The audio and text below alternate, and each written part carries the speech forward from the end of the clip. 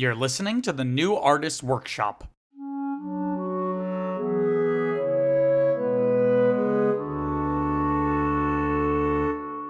One of you must do this. One does not simply walk into Mordor.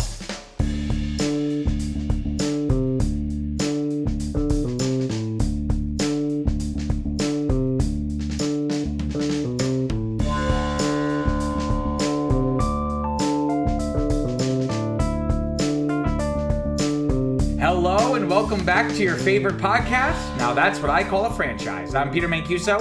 And I'm Viviana Metzger, and this is the show where Peter and I pick a film franchise and go through every single installment. The good, the bad, and the ugly. And to be clear, we're defining a franchise as a series of films with at least 4 entries. So Viviana, what are we talking about today? So today we are finally talking about the 2001 film, The Lord of the Rings, The Fellowship of the Ring. This is your one and only spoiler warning, so if you haven't watched the movie, go do that before listening to this episode.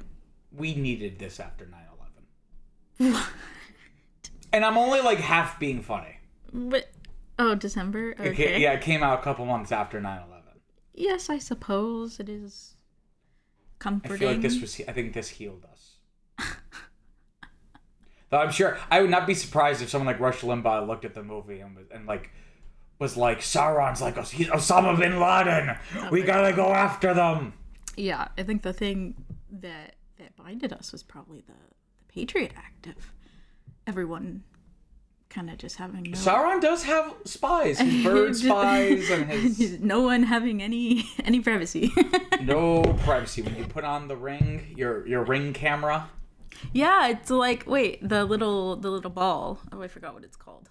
The Palantir. Yes, the Palantir is like the Palantir. You know, and then they put like a cloth over it, like how people like cover up stickers their webcams, on their webcams. That's now. I was just being funny, but now I'm like actually noticing a lot. Obviously, that's not because they were filming this like starting in 1999. So like obviously none of this is like a commentary on like the 21st century political life, but it's just funny to see the parallels. This was made a long time ago. In a galaxy far, far away. Yes, it was written by a man, and it was written by. So a little bit about this. It was written by a man. It was a coin flip. Of course. It was a coin flip. Well, here's the letterbox blurb. Young hobbit Frodo Baggins, after inheriting a mysterious ring from his uncle Bilbo, must leave his home in order to keep it from falling into the hands of its evil creator. Along the way, a fellowship is formed to protect the ring bearer and make sure that the ring arrives at its final destination, Mount Doom, the only place where it can be destroyed. Mount Doom. It's funny because, like we talked about, the lore and mythology and world building of Middle Earth is so textured and so detailed because Tolkien's like the real deal and like almost comes at it from like a linguistic, sociological angle first and then like develops the story outward. So it's really funny when there's something just called Mount Doom. Like it's not like Ugen Craig, Uruk-hai, Saruman, the Mount Doom. Yeah. Mount Evil Do Not Come Here place. That is pretty iconic. Okay. Do you want to hear some basic info about this? Yes. Okay. Listeners, this episode will be 4 hours long, in keeping with the extended edition. Probably. Which is what we watch. You know what we should do? Because I really don't edit these. And if you're listening to these a lot, you're probably going, yeah, we can tell. But what we should do is do a long version of this and then like cut out parts of it and then release an extended edition version. Because just for listeners, just for your understanding, we did for these 3 and also for The Hobbit, we're gonna be watching the extended edition. So I don't want it. We're getting all of the juicy bits. We're not leaving any little subplots unexamined, all that stuff. So in terms of the basic info surrounding the film, it was directed by Peter Jackson, who up to this point had just done like Peter. That's my wait a minute. That's my name. Hold the fort. Up to this point, he hadn't really done anything super big. He had made smaller movies, like a couple dramas, a couple kind of like really low budget B movie, kind of like I don't know what you call them, like creature features, right? So this was really like his first huge thing, which is strange. And I was talking about this on my other show that I do. It's on the news on Cinema Q Show on YouTube, about how Greta Gerwig is doing like Chronicles of Narnia movies for Netflix. I didn't know that till I watched your show. Right. Well, you can learn all of that and more at Cinema Q Show on YouTube. But my point being is that on a gut level, I'm like, that feels like a really weird pairing. Because, like, her movies, like, you don't watch her movies and go, oh, yeah, she would be really good at directing a fantasy epic. But then I have to remind myself, Peter Jackson, it was like the same situation with Peter Jackson. You know what I mean? So, I guess I have to kind of reserve my judgment on that. But anyway, so that's kind of Peter Jackson's background. It was written by Jackson along with Fran Walsh and Philippa Boyens. So two ladies. Ladies, and that's kind of cool. Ladies. Even though there's really only like two ladies in this whole movie. Yeah. It was produced by Barrie M. Osborne and Peter Jackson and Fran Walsh, along with Tim Sanders. It was distributed by New Line Cinema, which I think at this point was under the umbrella of Warner Brothers, which is why it's like on Max and stuff, right? New Line was very famous for being like an independent film distributor, and they famously did like House Party and the Ninja Turtles movies. That ended up becoming really big. Like, it kind of showed like a new path forward for indie filmmaking and indie distribution, and then of course that dream got squashed because then they got bought out by Warner Brothers. So it just became more of a brand than like an actual business philosophy. It was released, like we said, in December of 2001. It had a budget of $93 million and grossed $883 million. So that's a $790 million profit and 850% return. So very, very successful. Oh my God. Very. And also, I'd be interested to figure out how do they do the math? Like, because again, as we'll talk about, listeners, like, they basically did all three of these movies like at once, as if it was one really big production. Not in order either. So like, I think like the very last scene of Return of the King was like one of the first things they shot. Yes. So I'm wondering, how do they supply budget numbers? Like, do they try to go through and go, okay, this day of shooting was for a scene for the first movie, so that gets counted. Like, I wonder how they arrive at this number. And by they, I mean Wikipedia. Like, how, I don't know. That would be something interesting. So, Viviana, talk about your previous experience with this movie. Because you had seen this before. Yeah. Now, here's a question for you, actually. Another question, more specifically, that will segue into my other question. You and I watched this for the first time during COVID, when we were living with my parents. Okay. And you had all of your DVDs. And you happened to have the 3 DVDs. So we watched them. Theatrical. Now, that being said, you had, I would say, at least half, if not more, of the DVDs you owned were movies you had never seen. And you just thought, oh, a film person should have these movies. No. So I'm curious, had you seen them before, or Yes. Okay. Yes, I'd seen them before. I think I had watched some by myself, but like just because they were long, I like never got to finish or whatever. I don't know. Because even the theatrical versions School are like maybe 2 hours and 48 minutes or something Yeah. like that. They're still they're pushing 3 hours. Yeah, school and chores and little sisters. It's really hard to watch a 3 to 4 hour epic. Squeeze it in, yeah. But yeah, I think I said before in another episode that my real introduction, I would say, to The Lord of the Rings, because I knew about it like a little bit, but I think because I was so young and like my mom didn't like watch stuff like that or whatever, it's like never really on the radar. So thank you, Jake. My cousin Jake, he showed me she showed me Lord of the Rings for the first time, and I was just like, wow. Yeah. I feel like this would be really boring for a little kid. Like if you're like 7 or something, I feel like, I'm sure there are people listening who are going to go, I was 7 and I loved it. But it's like what we talked about in earlier episodes of like 2001, so December 2001, so I was 2 years old.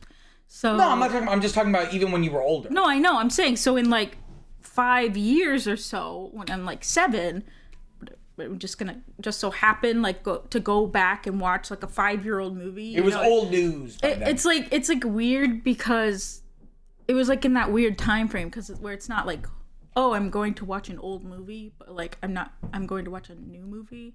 It's like that kind of like too old to be new and too new to be old. Yeah, they kind of like those movies kind of fall into a crack, and also like I would never have been allowed to watch this.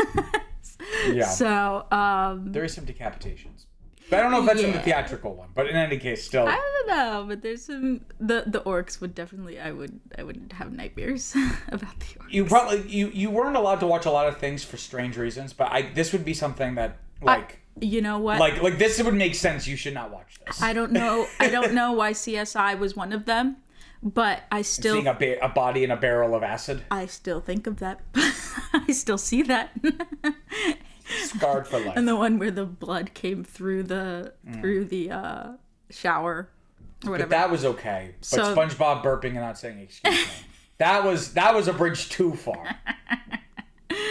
I don't know. There's different things. So no, I never really watched it until, I was past 10. I think it was like maybe 11 or 12. And then, the couple of times that we've talked about when you and I have watched it. Well, I guess that was going to be my next question is like before you and I watched it, like when was the last time you had seen it? Like when you were a kid, or is it something like you had seen kind of in different age brackets? Like in high school, I had tried to like watch it a few times. Tried being the operative word, because that's kind of my experience as well. Where because it's like as soon as I don't know why, but just like as soon as you go like to sit down, I had a laptop at that time, so I'd go like in my room and like go to watch a movie, and people just barging in and just whatever. Being all up in your biz. Yeah. Yeah. Little sisters and dogs, it's just like... Little sisters and dogs. It's like, please, I'm trying to watch this mythical, fantastical epic. Can you please be quiet?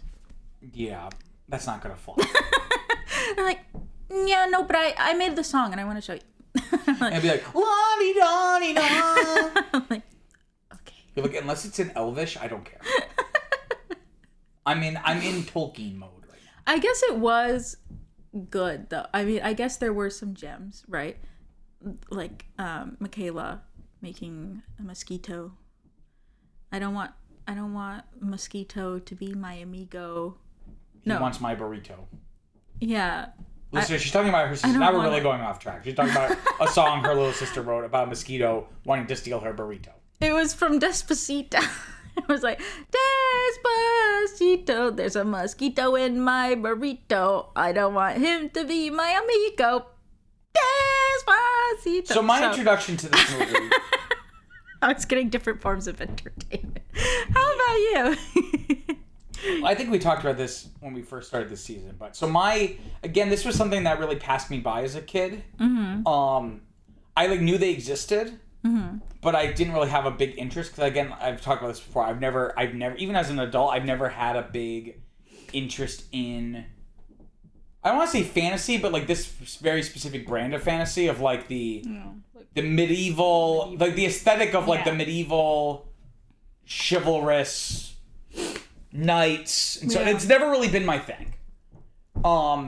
Even as an adult, like I like these, but these are kind of like the exception just because the world is so rich, right?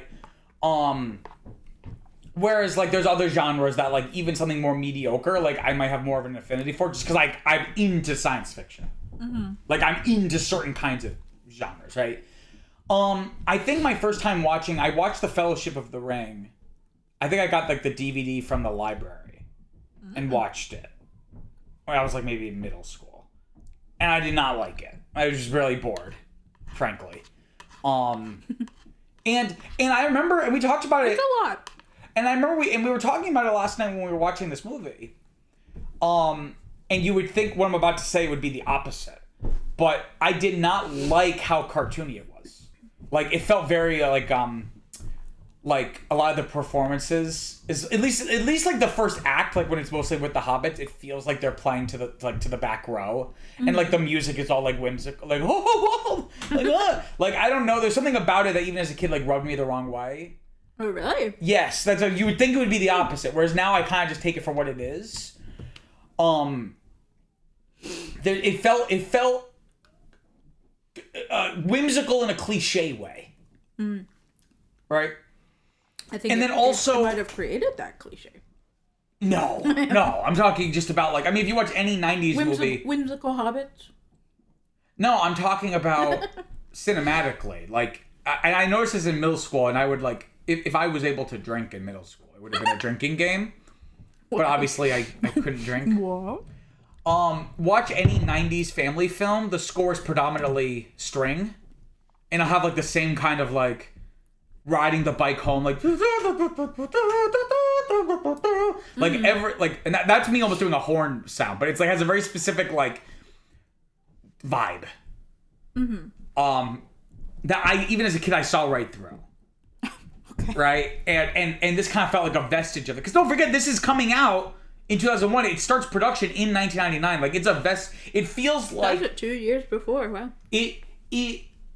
Or maybe it was 98. But my point being is that 3 years it's before. interesting to watch this movie because it was so influential, but it's also at the same time a vestige of like 90s filmmaking. Do you know what I mean? Like kind of like a tail end of the 90s. So I didn't like it. And then in high school, I tried watching it again. Like this was maybe 4 or 5 years later, and I was like, okay, maybe I'll like it better now. And I liked it better. I was bored. I was still bored because I don't think I liked.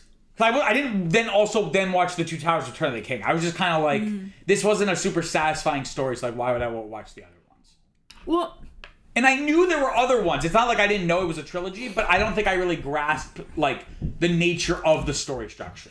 That like it's meant to really be like one piece. Not that you're meant to watch it all in one sitting, but like you shouldn't be applying the same narrative rules to it the way you would like the first Star Wars, which is like a very self-contained movie, right?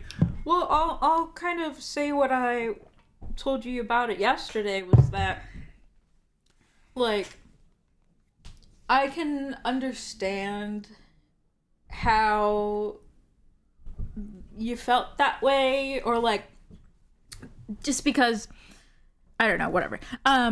But there's like some weird pacing in terms, or like story structuring in terms of like, this seems like two separate movies. Like once they get to like Rivendell, it seems like the end of a movie, right? And then it's like, and we literally had to replace the disc. I was shocked. I did not know that because I've had this 4K copy of the extended of the trilogy for years, and like this is the first time I've actually like had a chance to like watch it.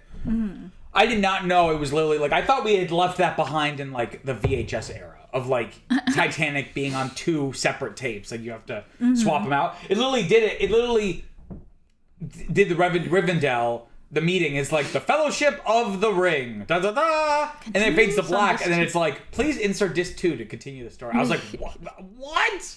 But it really does though, because it's like, it's almost like 6 movies. Like you like get there and you're like, whew, you know, I'm tired.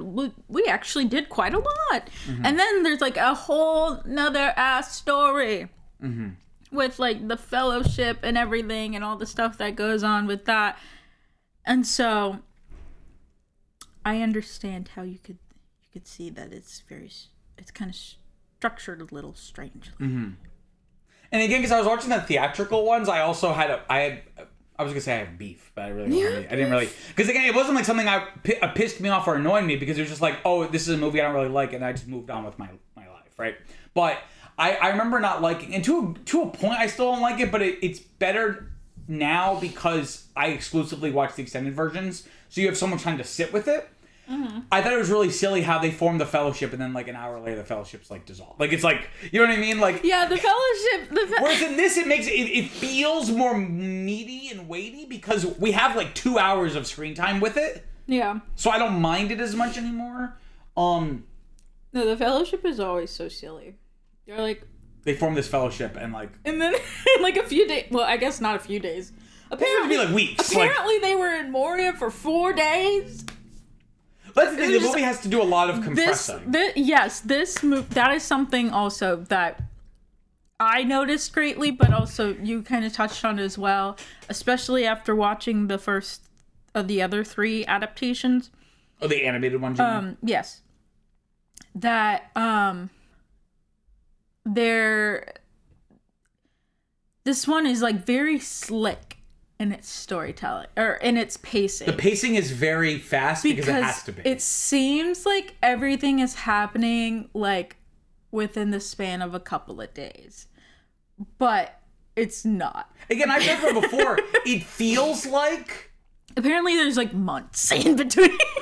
It feels... So, like, when Gandalf leaves Frodo and he's like, I'll be back, I have to go do some, like, research. Yeah. Like, if you're just watching the movies, you feel like it's just been, like... It's that night. Or even, at the very least, like a couple nights later. He left that day, yeah, and then went.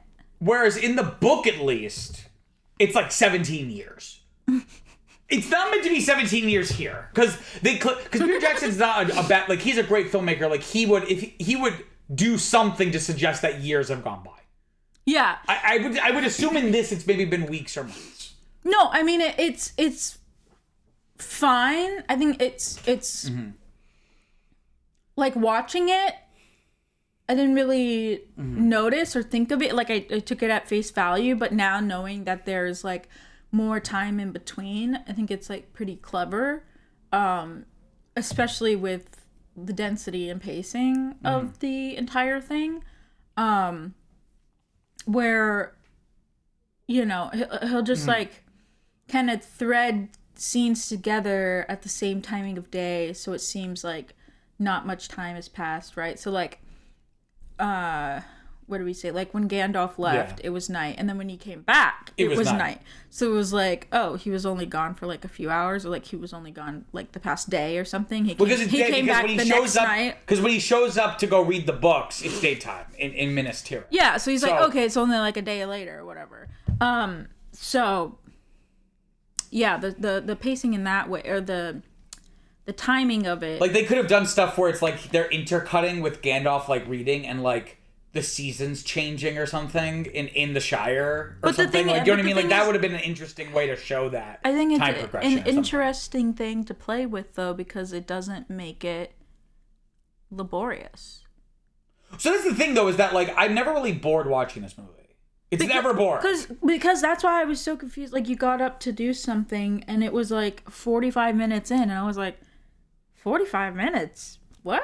I feel like we just sat down to watch it. It was like flew by. So it's like very, very smart. Well, I think you use the word density, and I think that is the perfect word to describe these three movies.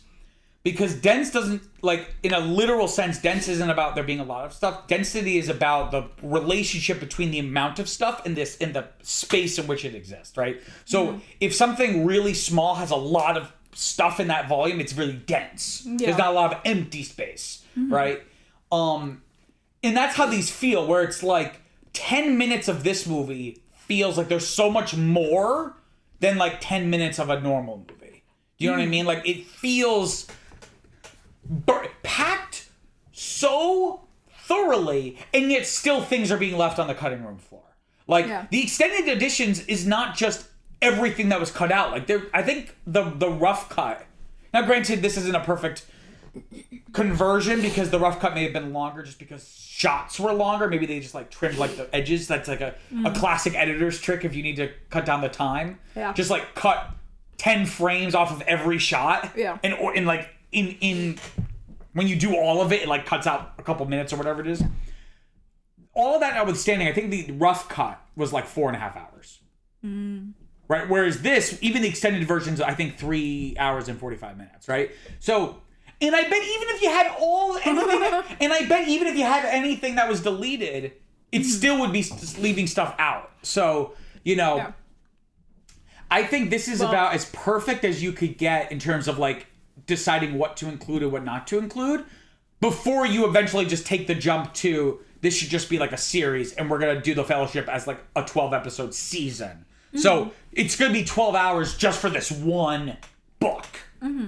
Right? Until, like, I think they went as far as they could adapting this as a feature film. Yeah, I don't know if there's any way they could have done it better without it being 6-8 hour. Like, because what we're describing is basically like slower scenes. There's not a lot of scenes where we get to really sit with stuff. There's a couple, and they're really important. Like when Aragorn and Arwen, Arwen. Arwen. Liv Tyler. Yeah. Like they're talking, and I think that's supposed to be a flashback, because they're like in like a beautiful little pond of some kind. Like, oh, I thought that was that night. This is what we're talking about, right? But there are these slower moments. So that is one critique I would levy on these three movies, is that the pacing, you're right, does kind of feel like it's always like there's not enough diversity. It's always kind of like at a certain level, and then even when there are like quieter, slower moments, they're not long enough like for us to catch our breath. It's like saying like, oh, like I was running for hours and hours, like I never stopped. It's like, what, you stopped for 2 minutes that one time. It's like, yeah, but that wasn't enough for my body to recover. You know. Well, I don't know about that. I think it does well. Especially after, right, like this being my only like way into the story. I always thought it was, you know, like pretty true to the story, right? Based off of nothing. Having not read it, it seems faithful. No, yeah, I mean, it just seems like the amount of detail. You know, for, you know, what is it? Like 9 to 12 hours of, you know, it seems like, okay, it's gonna do what it needs to do. Yeah. It gives you an impression, even if you have no familiarity with the source material. It gives you the impression of authenticity. So I've never read it, and then after watching the last 3 films, and also conversations that we've had before, like you know, talking about how the book like goes more in detail about like the hobbits and them like smoking weed or whatever, like being young or being just old lore, or just whatever. more lore stuff, yeah. And so, having known all that, like watching this, it seems like they took stuff out and kept like what was best in order to tell like the story. Even like they focused in on like what is like this story at its core. It's like, does it really matter if it took him 17 years or whatever? That's the point. That's precisely. It's like it makes. I mean, it may make a difference to him or to us, but you know, it doesn't make a difference to Frodo.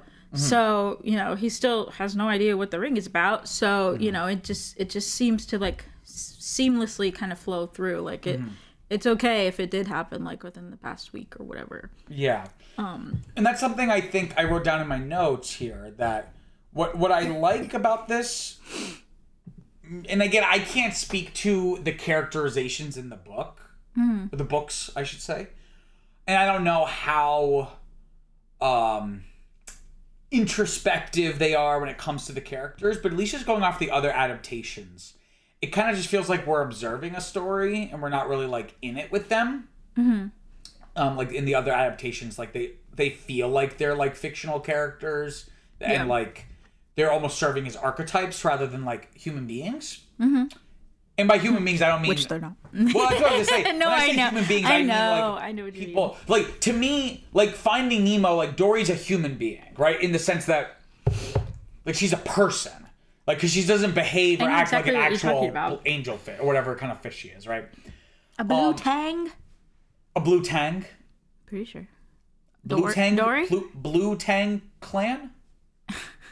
What?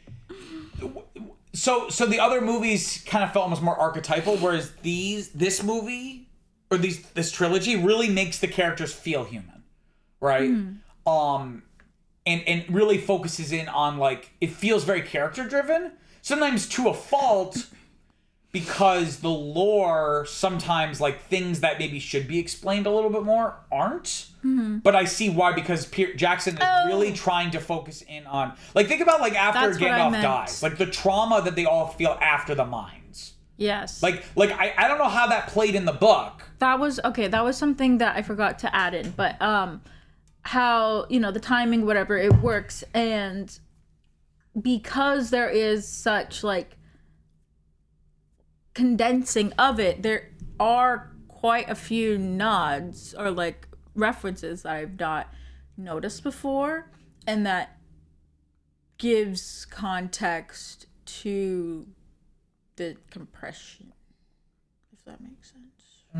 Yeah. Like we don't know what adventure Bilbo went on, but we can see that, you know, these trolls are the ones that he talked to, or like, you know, whatever. There's just like little things to say, like, we don't have to explicitly tell you what happened, but like here it is. You get enough of the details. Yeah. That you get the impression of what has happened. Yeah. Right. So there's that, and then I was gonna say something else. What was I gonna say? What were you gonna say? If only you wrote notes. No, it was something that I just thought of in this moment. But you probably thought about it when we were watching the movie. No. Oh. Something that I did kind of notice was that something I told you when we were watching it. I was like a little sad. I was a little sad in a way because I was like watching it as opposed to like experiencing it. Because I normally experience it, but this time I was like able to watch it and like see everything kind of. And so I will agree that like Peter Jackson kind of used some of the cinematography and like kind of whimsy to keep to kind of further characterize like especially the hobbits, but like people, right? And it almost feels like strategic, like he's trying to draw a contrast between the like, whimsy of the Shire and like the dark road ahead of them. Yeah. So I think there is some cinematic value in like maybe the Hobbit stuff being a little over caricatured. Or even outside too. I feel like other people had like personality too. I feel like other people had personality too. So I thought it was like a very interesting use of whimsy. The use of whimsy is sensational. Yeah, because it's not like a place where one would look for such whimsy, if that makes sense. Like one would not look for whimsy in the medieval era in fantasy and the Shire, they're just simple people with hairy feet, dragons and no supermarket. You got stuff to do. There's no time to be whimsical. So, well, the idea is that the Shire is like this idyllic place of like perfection, I guess, of just like a parochial life. What are they based on? Or do they have an allegory? No, I don't think it's useful to try to be like, oh, this group is meant to be these people, and this group's meant to be that people. Or just the never seeking to leave, like just village, just like a normal average village of just like your world. It's like that moment where Sam's like, this is the farthest I've ever been. Yes. This idea that like these like pretty insignificant, unremarkable points are like the edge of his universe in a way, right? Mm-hmm. Like that's I think what they're meant to represent is just kind of like an idyllic. I don't want to say closed-minded in a pejorative sense, but like their scope of understanding or concern is I think they even say like they really don't care about the world of the big folk, right? And that's meant to be, and that's why Bilbo is such an anomaly, because he's not only has been out of the Shire, because I think other people have, but like he's gone on this amazing adventure that was not just amazing by Hobbit standards, but is like changed the kingdoms of like you know what I mean? Yeah. Like the important groups and people were involved in the adventure, right? And in this extended edition scene, I don't think is in the theatrical version, where Bilbo is kind of like rationalizing, essentially abandoning Frodo, And he's like, ultimately when your mother and father died, I took you in, not necessarily out of the kindness of my heart, but because like you're the only other hobbit I met that had like real spirit. Mm-hmm. Right? So that's kind of like the point, is that the hobbits are content with the life that they have and the life that they know. No, I know. I right? just didn't know if that was based on anyone being that other aspects and other characters are clear allegories for other things. Like what? Like what you were talking about with Jesus. But that's not groups. That's like... No, I know. And that's a very specific Christian analysis. So I don't know. Just like if there were like specific people. I don't know. I'm just thinking. I know. So that's what I'm saying. Like, well, what made you think that? Just wondering. That's what conversation's about. Is that here's what I thought, and then here's why I thought about it. Well, no, I was asking if you also like thought something. I mean, you could say the dwarves are meant to be a racist, anti-Semitic caricature. What? It's. I'm saying what? That's like a real critique. That in fantasy is like very racist. Like orcs are very black people coded, and not these movies specifically, but just like fantasy in general. Like the dwarves, big noses, greedy. Well, it's rude for you to say that all Jews have big nose and are greedy. I'm not. I'm saying that's a stereotype. I'm not saying that. I think Gimli is very funny. No one's saying he's not funny. It's not this movie. It's just it's fantasy tropes in general. I don't know. We've talked about this before. I don't. You don't see color? See that often, and so it's like, or at least I don't associate those things with people, so I don't get it right away. Whatever. I can see the orc thing though. Well, at least in this movie. At least the Uruk-hai. Yeah, because they're big. I mean, their skin is literally black. Buff guy. They have like dreads almost, like, you know what I mean? Like, I guess so. Like if you think about it, there's no black people in this. Which I mean, yeah. I really don't care. Like, I don't want to say I don't care, but more so that like, you know, if the Middle Earth is meant to, like, Tolkien basically writes it as like a fictional mythology of like England or like Europe. I mean, it would make sense there wouldn't really be a lot of black people. Like, I'm not really super upset or concerned about that. Mm-hmm. Again, to me, racially diverse casting in Hollywood is more of like a labor issue, because it just means there's less work for black actors.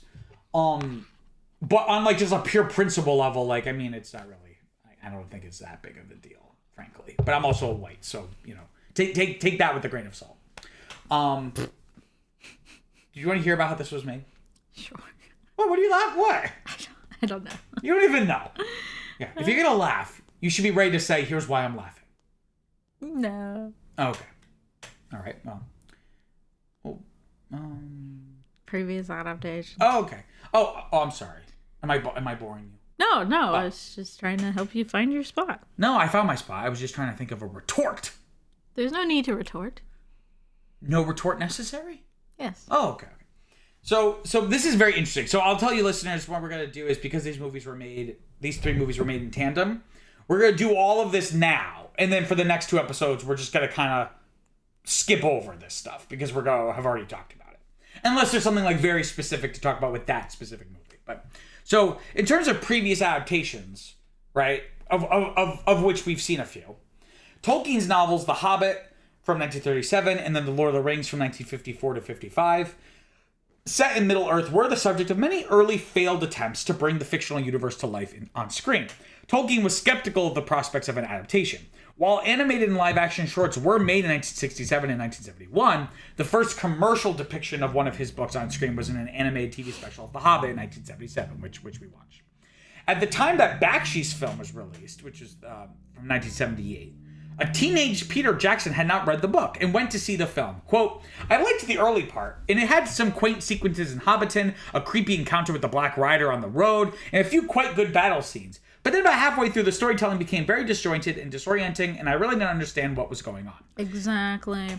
However, what it did do was make me want to read the book, if only to find out what happened, end quote. He then read the book, thinking it would make for a great live-action film. He assumed that Disney or filmmakers like George Lucas or Steven Spielberg would eventually produce one for him to see, but realized it would have been impossible to adapt at the time. An amateur filmmaker, he soon tried making original fantasy films inspired by Jason and the Argonauts and Conan the Barbarian. He did not revisit the books until 1997, thinking that he would be out of his depth to adapt them. Because again, like I said, he had never made anything even remotely like this before. Mm-hmm. Right? In terms of the early development, in 1995, Jackson and his partner, Fran Walsh, I don't know if that's his romantic partner or just his screenwriting partner. I think just screenwriting, but maybe they're together. I don't know. Mm-hmm. They were finishing The Frighteners, which was another film he did, and considered doing an original high fantasy film to keep their special effects company in business. Because they created a VFX company called WETA, W-E-T-A, in New Zealand. Because Peter Jackson's from New Zealand. Mm-hmm. Though he's not like a indigenous person, obviously. His parents were British immigrants to New Zealand. Right. But anyway, he helped form this VFX company, WETA, which is like very influential. In no small part because of these Lord of the Rings movies, right? So he wanted to develop a high fantasy film to keep their special effects company in business. With the new developments in computer-generated imagery following 1993's Jurassic Park, Jackson set about planning a Lord of the Rings type of story, but whenever he and Walsh tried conceiving of a story, they ended with something so similar to Tolkien's books as to be considered derivative. Jackson began wondering, quote, why nobody else seemed to be doing anything about adapting Tolkien to live action, and at his request, his agent Ken Kamens tracked the rights to Saul Zaentz, who we talked about being, I think, the producer of the Bakshi movie, who had the rights still, right? Since Heavenly Creatures, which was a drama he made with Kate Winslet and, who else is in that movie? I think it's about lesbians. Lesbians. Since Heavenly Creatures, Jackson was in a contract with Miramax, which of course is the production company run by Bob Weinstein and his brother. His very inconsequential brother. And fun fact, Miramax is just the name of their parents. Their mother's name is Mira and their father's name was Max. So that's why the company they created was called Miramax.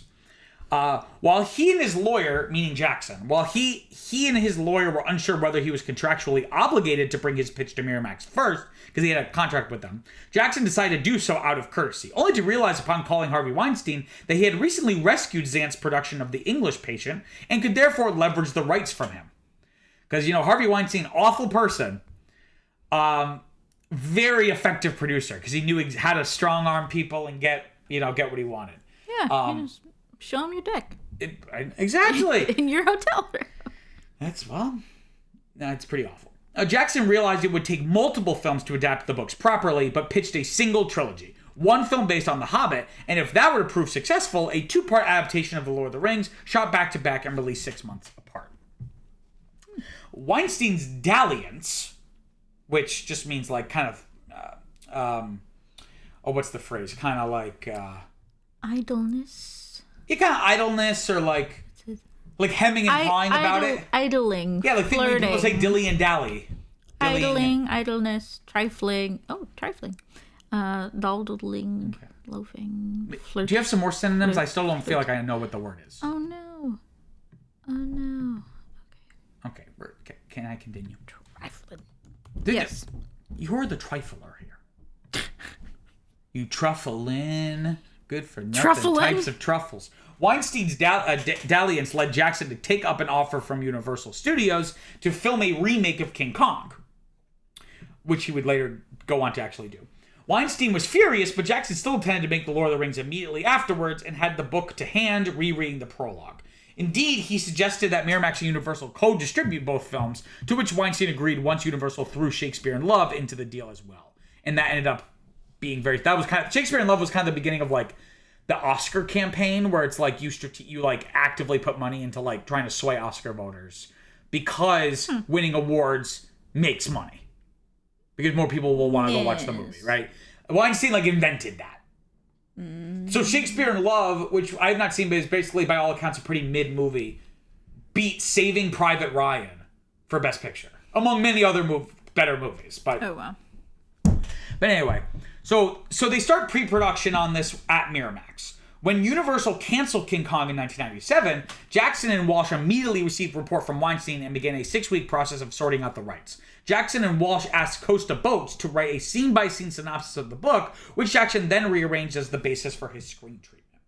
Immediately after King Kong's cancellation, Jackson clarified to Weinstein that he still intended to make 2 films, but concerns expressed by Miramax led him to try and write the treatment as a single film. Quote, but by the time that we had got to the end, it was clear that we were talking about 2 films. End quote. At the story conference in Miramax, during which the Bakshi film was screened, the Weinsteins, quote unquote, blanched, but accepted this. I think that just means like... Whitened. I think, yeah, they were terrified of the idea of making these 2 massively expensive movies. While writing the treatment, Jackson considered doing 3 films and, quote, shaped our treatment into 3 parts, end quote, before Miramax rejected the idea. They agreed upon 2 films and a total budget of $75 million. For context, like I said, this one movie was $93 million. Just the one. And inflation is not enough to account for that difference. Early discussions of casting were held, with Miramax suggesting star names like Daniel Day-Lewis for Aragorn, and even suggested Morgan Freeman for Gandalf. Oh, see, there you go. And then they went, no black people. Weinstein had dissuaded Jackson from considering Mira Sorvino and Ashley Judd, whom Weinstein had secretly harassed just previous to this time. Oop. Yep, and their careers were basically destroyed. Jackson compiled his own casting wish list, which included Ian Holm for Bilbo Baggins and Cate Blanchett for Galadriel, who, of course, did end up playing those characters. Yes. During mid-1997, Jackson and Walsh began writing with Stephen Sinclair. Sinclair's partner, Philippa Boyens, was a major fan of the book and joined the writing team after reading their treatment. It took 13 to 14 months to write the 2 film scripts, which were 147 and 144 pages, respectively. Writing the scripts, Jackson and Miramax drew a 110-day schedule for production, beginning in April 1999 for release in Christmas 2000 and Memorial Day 2001. So the idea was that they would be released pretty quickly apart. Whereas with these 3, they were released basically 1 year apart each. It was like always December 2001, 2, and then 3. In so doing, they were able to budget the films better, with Miramax becoming increasingly worried and asking for cost-cutting rewrites, such as killing one of the 4 hobbits, and sent producers to oversee the work done in New Zealand. See, because it's weird, because you don't think about movies that way, but you're like, if this just has 1 less character, we're going to save a bunch of money, right? So is really killing one of the hobbits, how much is that gonna save you? I guess enough. I don't know. Maybe just speaking of Gandalf. and Weinstein Miramax sent producers to oversee the work being done in New Zealand. Eventually, Marty Katz arrived to New Zealand. I think he's like a Miramax executive. Marty Katz! Spending 4 months there, he told Miramax that the films were more likely to cost $150 million, which was beyond Miramax's abilities. Being a Disney-owned company at the time, Miramax so Miramax was basically like Disney's indie film arm. Right? What did you say? Adult. No, precisely, right? Where if they had like certain indie movies, like they would help finance and help distribute it, right? Miramax went to Chairman Joe Roth, who went to CEO Michael Eisner with a request to aid Miramax on budgeting the production. Eisner had recently demanded cost-cutting measures and declined. Walsh said this was due to lack of faith in the property and concern over Jackson's proclivity to make violent films, although Eisner later claimed that he only refused because Harvey Weinstein refused to let him review the project or meet Jackson. Instead, Miramax looked for other studios like DreamWorks to join, but were again unsuccessful, and instead suggesting merging the films into one. Also, for context, at the time, DreamWorks made both animated and live-action movies. It was only later that they basically only focused on animation, like Shrek and that stuff. What was the live-action one? Plenty of stuff. DreamWorks was a company. The subtitle for DreamWorks was SKG, and it stood for Spielberg, Katzenberg, Geffen, who were like the 3 founders. David Geffen, Jeffrey Katzenberg, and Steven Spielberg. So they made, I think Saving Private Ryan is technically a DreamWorks movie. Like all these movies, and then they later, I think, shut down the live action portion and basically just spun out the animation portion as it's like its own company, which was later bought by Universal. And they also own Illumination. So technically, Illumination movies and DreamWorks are both under the same corporate umbrella. Illumination. Jackson agreed that, quote, as an exercise in reducing Lord of the Rings to one film, it demonstrated a lot of common sense, end quote, but was upset by the idea of, quote, cutting out half the good stuff, end quote. Of course. I think he's saying common sense, like, it's crazy to try to make this multi-production movie. Like, it's insane. Yes, like we talked about, Lord of the Rings was course. considered unfilmable. Yes. In the following meeting, he tried to convince Harvey Weinstein to make the first film on budget and then make the second film, and later suggested making a one-film version under the proviso that it would be 4 hours long. Like, we'll make one movie, but it has to be super long. And Weinstein refused, insisting on telling the whole story in a 2-hour film. Like, the entire 3 books in 2 hours. Maybe you could spend more on films instead of paying people off because you were being creepy. Yeah. He's being more than creepy. He's like a sex fiend. You need to cool it. You need to calm down. Jeez. Jackson balked. This is my impression. Balk! And Miramax declared that any script or work completed by Weta Workshop was theirs, and that they would commission Hossein Amini to rewrite the script with Walsh. In fact, they had already sent the 2-film script to Amini, who quote-unquote loved it. When Jackson and Walsh refused to cooperate, Weinstein said he had John Madden ready to direct it. What? In a later phone call... the John Madden? Hold on, John Madden. Football John Madden? No, not that John Madden. What? He's a director. He directed Shakespeare in Love, which is that movie. No, not John Madden of Madden NFL Football, the video games. What? I was like, okay. I'm gonna hire... Okay, Harvey. That'd be like saying, I'm gonna hire Bob Costas to direct your movie if you don't bring this under budget. No, where was I? In a later phone call to Jackson's agent, Weinstein instead mentioned Quentin Tarantino. Oh, God. Who had worked with Weinstein on a bunch of stuff. Of course. Jackson and Amini both believed this was a bluff to get Jackson to agree to make one film. Jackson's agent later clarified to Weinstein that should he hire other filmmakers, he could not use Jackson's scripts or designs as a basis, which would compound the cost. So basically, under certain legal things, like, if you're going to do this, you have to start from scratch, and you're going to have to pay all this extra money. Mm-hmm. And that he would be better off putting the project on a turnaround. I looked this up. A turnaround is basically where they're going to bring in another person to basically help flip the rest of the bill and kind of take over going forward. But Miramax would still have a stake in it. But like someone else would be kind of driving the bus. Which Miramax only begrudgingly agreed to. Hoping that Jackson could be forced to make the one film version, Miramax dictated draconian conditions for the turnaround, limiting it to 4 weeks. So this is a period where they're looking. Draconian basically means very strict. Mm-hmm. They further demanded that the other studio repay their investment and give them 5% of the revenue of the films, half for themselves and half for Disney. Jackson made a 35-minute quote-unquote making of video to sell the project and had the script sent to various studios. Because at this point they hadn't started filming, but they'd been working on like creature designs and set designs. Like they'd done quite a bit of work. Oh, even so they had stuff that they could show. Era? What's that? I said even in the script era? Yeah, because you don't want to necessarily wait, because like we know there's going to be orcs. Mm-hmm. It's not going to change no matter what draft, whatever the script's going to be, right? Mm-hmm. Jackson wanted to go with New Line Cinema, where his friend Mark Ordesky was an executive. Knowing Ordesky was a fan of the books, Jackson called him with the proposition. So this is when they basically moved to New Line, right? A fan of the books, New Line CEO Robert Shea was enthusiastic about the concept ever since he heard Miramax landed it, but initially refused Mark's inquiry. Mark is his friend Mark Ordesky. He refused Mark's inquiry on account of the percentage that the Weinsteins demanded. Because 5% doesn't seem like a lot. That's a lot. That's like a big portion of it, right? Yeah. He was convinced to meet Jackson. Eventually, however, due to New Line's need for lucrative franchises, he was convinced to meet Jackson. Because again, by this point, House Party had died. Ninja Turtles was not really a very viable film franchise anymore. He was still unsure, however, but Jackson feigned being busy talking to other studios to give Shea the impression that he was, quote, in a more competitive situation than he truly was, end quote. Shea had run the prospect by his head of international distribution, who said he could shore up most of the investment from foreign distributors. So that often happens, where like they'll basically fund the movie by going to distributors, like foreign distributors. Remember we had this conversation in the last episode, right? They would work with a foreign distributor, and they're basically like, we'll put up some of the money so you can make the movie, but we'll get like a certain percent of it later, right? He was still unsure about Jackson himself and talked to him before the meeting, telling him that he did not like The Frighteners, which was another film, and that The Lord of the Rings is, quote, probably something that we're not going to want to do, end quote. However, after viewing the video, he asked, quote, why would anyone want moviegoers to pay $18 when they might pay $27, end quote. Eventually, Jackson caught along that Shea wanted to make 3 films, to which he responded enthusiastically.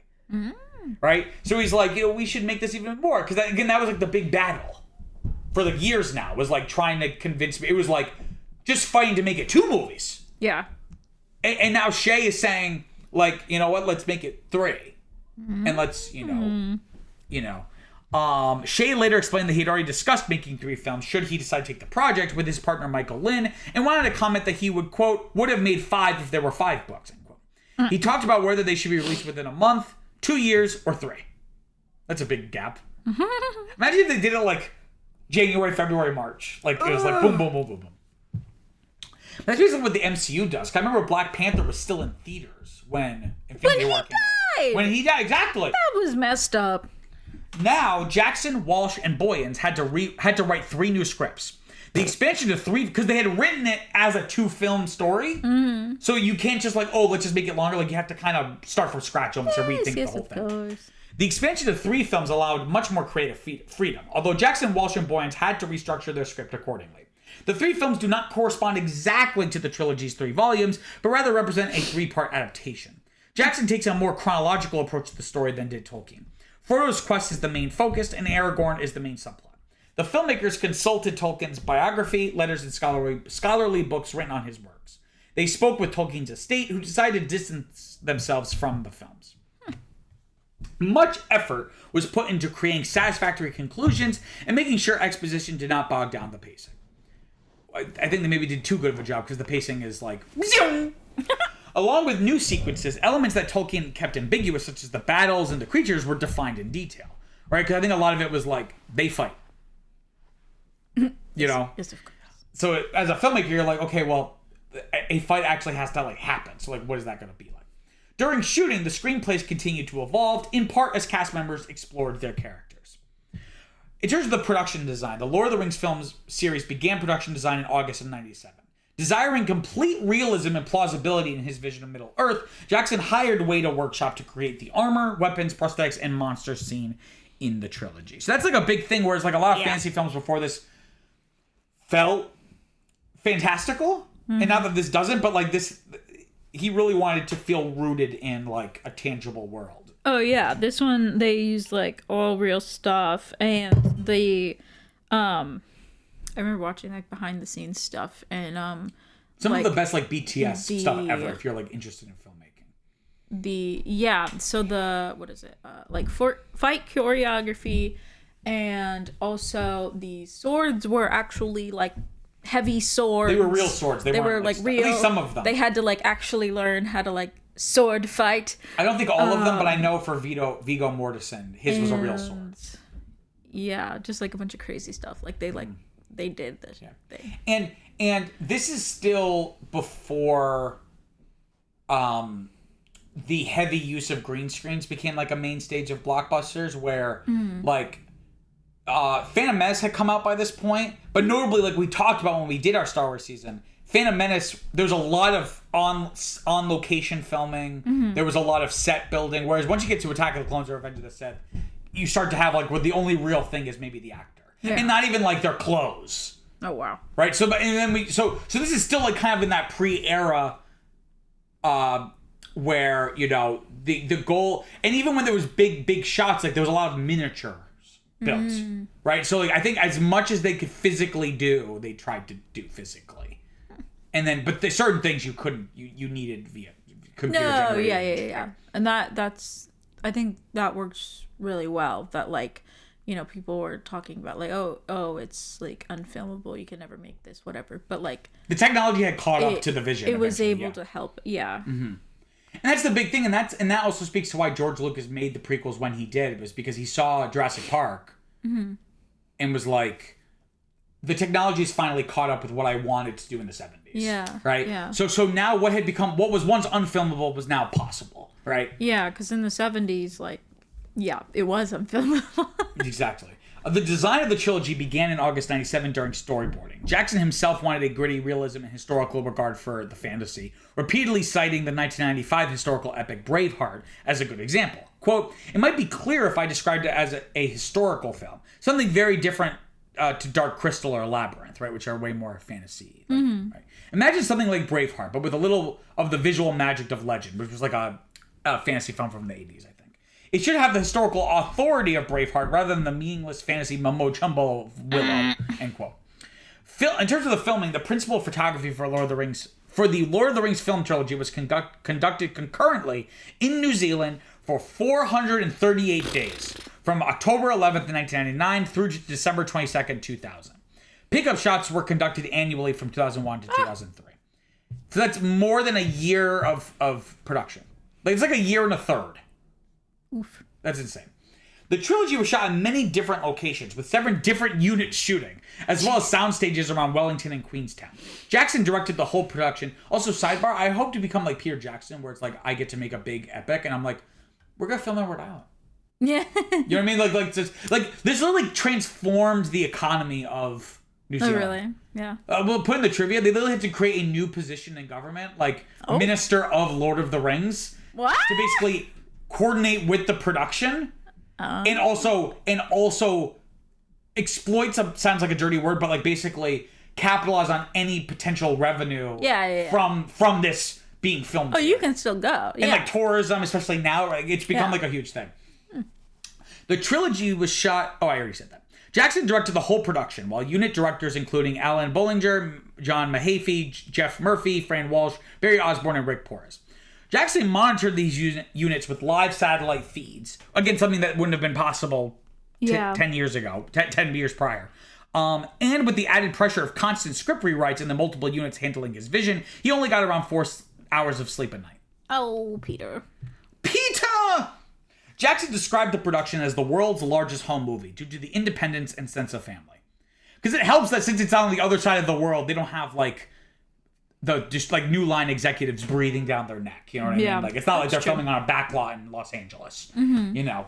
Like, we forget in our modern age, like, location does still have an impact. Like, if you're far away from somebody, they have less control. It doesn't matter if they can call you or Skype you. Like, there's something about it, right? Producer Barrie Osborne saw it as a traveling circus. Oh my gosh. Fran Walsh described writing the script for the production as laying the track down in front of a moving train. Because it was like, they were like, obviously they had shooting scripts, but it seemed like they were doing a lot of rewriting, like, as they were filming. So it is kind of like, it's like building that, it's like drawing up blueprints while you build the house. Right? Jackson described shooting as like organizing an army, with 2,400 people involved at the height of production.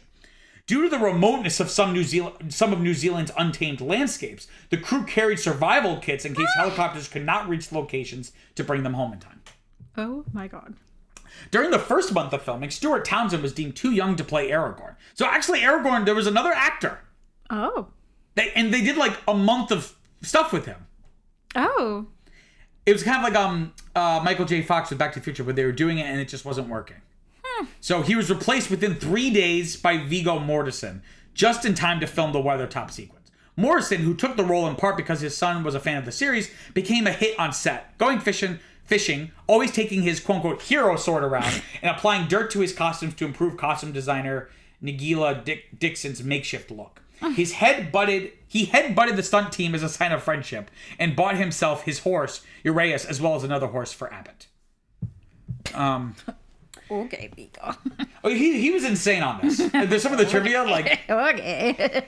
In terms of the post-production, so each film had the benefit of a full year of post-production time before its respective December release, often finishing in October or November, with the crew immediately going to work on the next film. In this period's later part, Jackson moved to London to supervise the scoring and to continue editing while having a computer feed for discussions to Dorchester Hotel and a quote-unquote fat pipe of internet connections from Pinewood Studios to look at the special effects. He had a video link and 5.1 surround sound to organize meetings and listen to new music and sound effects, generally wherever he was. Again, something that wouldn't have been possible a decade earlier.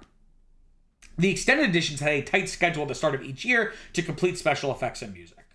And... Well... What's that? Let me tell you that,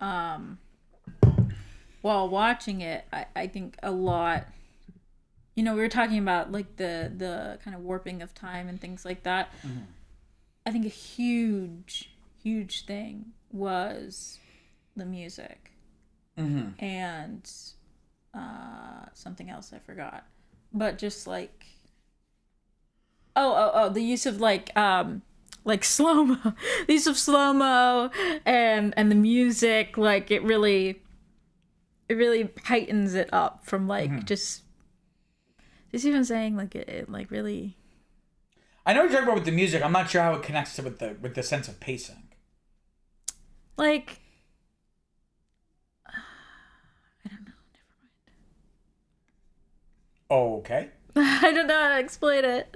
Are you saying like, because like if a musical piece section of the score is like continuing from scene to scene, like it makes it smushed together because it's like they don't feel like two distinct thoughts, like they're all like one thought, even if they're happening like a day apart? Sure. Okay. You're welcome. Thanks. This isn't in my notes, but I remember my friend Harvey told me about this. Oh, I didn't even finish talking about my experience with these movies. I mentioned I talked about this in our first episode of the season, but my best friend Harvey, like one of my best friends from school at NYU, loved these. So he had us watch all 3 extended editions on one day, which was like the worst way to do it because I was exhausted. But he loves these movies, and he told me like a fun fact that when he was on set, he being Peter Jackson, not my friend Harvey. Mm-hmm. Peter Jackson, like where like the director's monitor was, instead of having like a chair, he had like a big sofa. And people asked him why, and he was like, because this is how people are going to be watching it at home. So he's like, I want to know what it's like. I want to try to put myself in the headspace of someone watching it at home. That's so silly. Wow. I'm thinking he just wanted to sit on the couch. He just wanted to relax. He used to be a big guy. He's lost a lot of weight, but he used to be like really big. Oh, has he lost weight? I only know. I think so. I don't know if he's gained it back, but not that it matters. I'm not fat shaming. I'm just. He's a large man. I think he's also tall, right? He's tall and. Oh, that's a good question. I don't know. Peter Jackson height. I mean, I've seen him. 5'7". No, he's shorter than me. Oh. He's only 5'7". Oh. He looks like a large man. The first film's editing was relatively easygoing, although after screening to New Line, they had to re-edit the beginning for a prologue. The Two Towers was always acknowledged by the crew as the most difficult film to make, as, quote, it had no beginning or end, end quote, with the additional problem of intercutting storylines appropriately. Yes. In terms of the special effects, the production was complicated by the use of scale doubles of sets and forced perspective on a level never seen before in the film industry. So that was something that we talked about a lot, that they wanted to do as much of the like effects in camera as possible with physical stuff. So instead of just like casting short people for the hobbits and tall people for other people, like they did what's called forced perspective. So if you don't know what that is, listeners, it's basically, the idea that things that are closer in our field look bigger in our field of vision, and things that are farther away look smaller. So you can manipulate that to trick the brain into thinking things are different sizes when in fact they're actually just further or they're closer or farther away from the camera. So what they would do, and if you have the chance, go watch some of these behind the scenes stuff. For example, like if they had a scene with Frodo and Gandalf talking inside the house at the table, what they would do is have Ian McKellen sit closer to the camera, and they would have Frodo, Elijah Wood sit farther away from the camera, but they would both look straight ahead from each other. They weren't actually looking at one another, but because of the camera angle, it looked like they were looking at each other, and it looks like Elijah Wood's much smaller than Ian McKellen. Of course, he is smaller because Ian McKellen's still like a pretty tall dude, I think. But like they exaggerate to make it look like Elijah Wood's like the size of a child, and that Ian McKellen's the size of like a tree, right? In the Middle-earth storyverse, hobbits are 3 foot 6 inches tall. Dwarves are slightly taller at about 4 feet 6 inches, and men and elves are average human height, about 5 to 6 feet. However, the films used 2 scale sets instead of 3 by casting taller than average actors to play dwarves. So they didn't have to create like a third dimension of scale.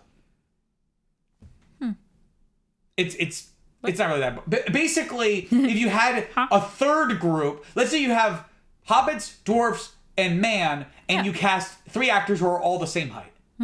you're gonna have to. It's gonna be even more complicated to like show that scaling difference. Oh, okay. So what they did was they basically just made a 2-scale system. I gotcha. And just hired slightly taller actors to play the dwarves compared to the hobbits. Okay. Do you see what I'm saying? Mm-hmm. And that's one of the trivia points. John Rhys Davies, who plays Gimli, is like 6'1" or something. Like he's really tall. What? I already said this. Okay. Then combining dwarves and hobbits into one size scale. Elijah Wood is 5 feet 6 inches tall in real life, but his character Frodo Baggins is hobbit size. John Rhys Davies, like I was saying, who played the dwarf Gimli, is taller than Wood. Thus, in the ending shot of the Castle of Elrond, when all 9 members of the Fellowship of the Ring are standing together, Rhys Davies and the 4 hobbit actors were filmed first. The human-sized characters, Gandalf, Aragorn, Boromir, and Legolas, were filmed in a second take, and the 2 shots were composited at different scales to make one image, in order to make one image, making the initial dwarf hobbit character shot seem smaller. An unintended advantage of not creating a third scale for dwarves is that in that scene in which only dwarves and hobbits interact, no skill doubles are needed. And that's another thing. Another way that they would do this is for certain shots, if like it was from Frodo from behind, it would be like a little kid in like the curly wig or something, right? Because again, they're meant to be like the size of like maybe an 8-year-old. Mm-hmm. You know, Weta coined the term bigature for the 72 large miniatures produced for the film in reference to their extreme size. Out of around 6 of the shooting crews, there was only one specifically devoted to filming on the miniatures, working continuously for years until the return of the king. Such miniatures, including the 1:4 scale for Helm's Deep, which is in the next film, which along with Khazad-dûm and Osgiliath was one of the first built. Most sets, because then what you do is you use that as the big miniature, and then you add in the physical stuff. Because what you would do if it was green screen is that you would have them on a green screen and then make the background a CGI created thing. So their thinking is, well, why don't we just have the green screen replace it with like footage of an actual physical thing, just a miniature. Yeah. Which I always think is preferable, because again, it's like it's all physical things, like light bouncing off of physical objects. Okay.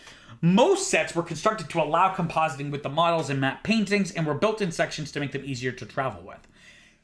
Each of these bigatures were required to have an extreme amount of detail, as the cameras were filming within inches of the masterpieces to make the sets look as realistic as possible. So they were very, very detailed.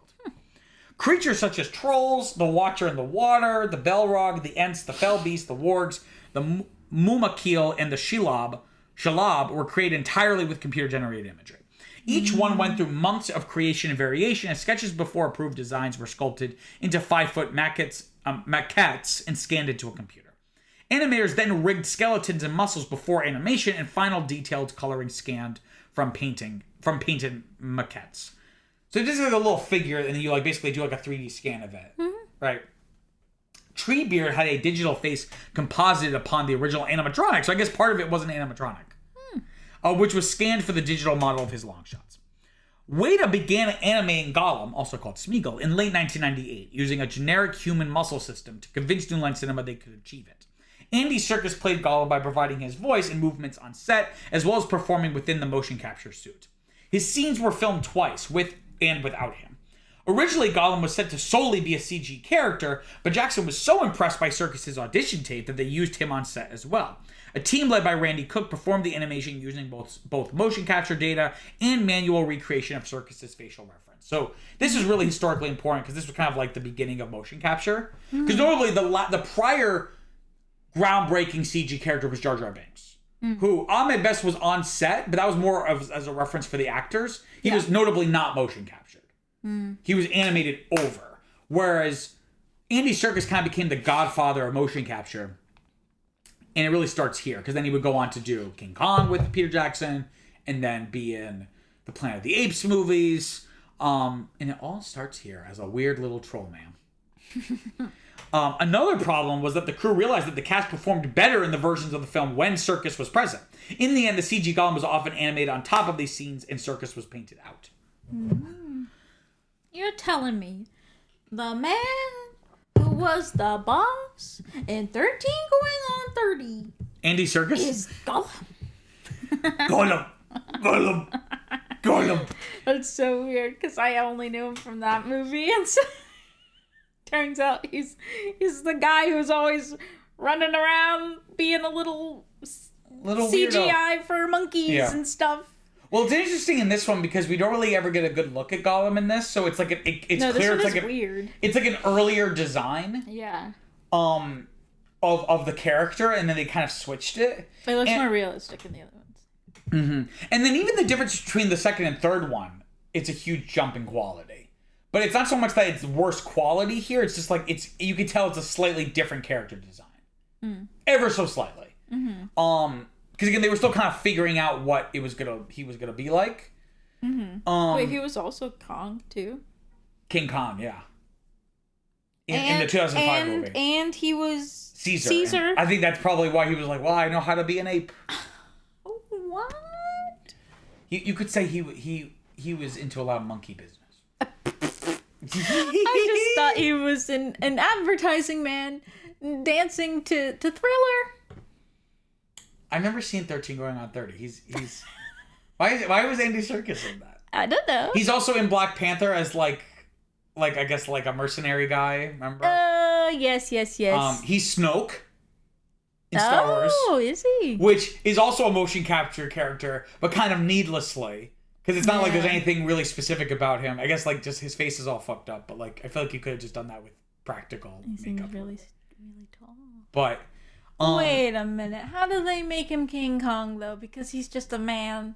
He's just a man. How do they like scale up to make a motion capture? Well, honey, what if I told you that they just use the movement data and then apply it to a 30-foot tall animation of a gorilla? Is that scale scalable? Yes. Okay. Why wouldn't it be scalable? But then where would they get the gorilla?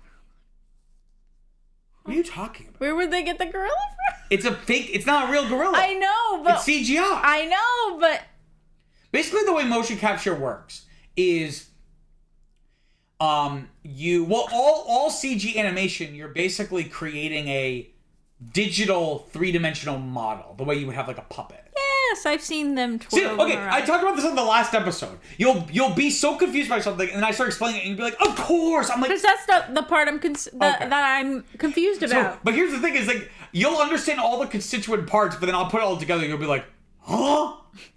But anyway, so what motion capture does is that instead of like Pixar, where they are doing keyframe animation, which comes from 2D animation, where you decide all like what are the major positions, and then oftentimes like you could be really exact with it, but like if you're really lazy, you could just decide the keyframes of like a CG model, and then like just have the computer do the math of like the in between, like how it gets from here to here. What motion capture does is that instead of an animator deciding the keyframes, it's basically like you are writing or recording the movements of the skeleton of the model. Right? And then you could put whatever model you want on top of that skeleton. Right? So also like and this is why I'm confused. You're like, wait, how could they make it bigger? Like, when you're in Canva, you have a picture and you can like change the size of it. It's like the same idea. You could just make a model of a gorilla and just make it bigger. No, I know. I guess it's just because when I think of Andy and Gollum and Caesar, they're all relatively the same size, and what's her name? That's because in the nature of the story. Kateri. An Avatar, right? Neytiri. But they're all kind of like the same size. No, but they're not though, because in Avatar they're like 10 feet tall. They're taller, but like the anatomy is the same. Whereas like a gorilla is not only bigger, but like the like it's beefier. It's not. Yes, but theoretically the movement is still the same. They still have 4 limbs. Okay. Right? It's just, you know what I mean? Like, you might have some trickery you might have to do. And I know at least for Planet of the Apes, they would use, like, almost like little... Yes, they would almost have like sticks. Crutches, almost, but, like, for the front so that they can mimic... Because our bodies literally can't do what gorillas do in terms of, like, the way they, like, sit on, like, their front paws. Paws is the wrong word. Oh, really?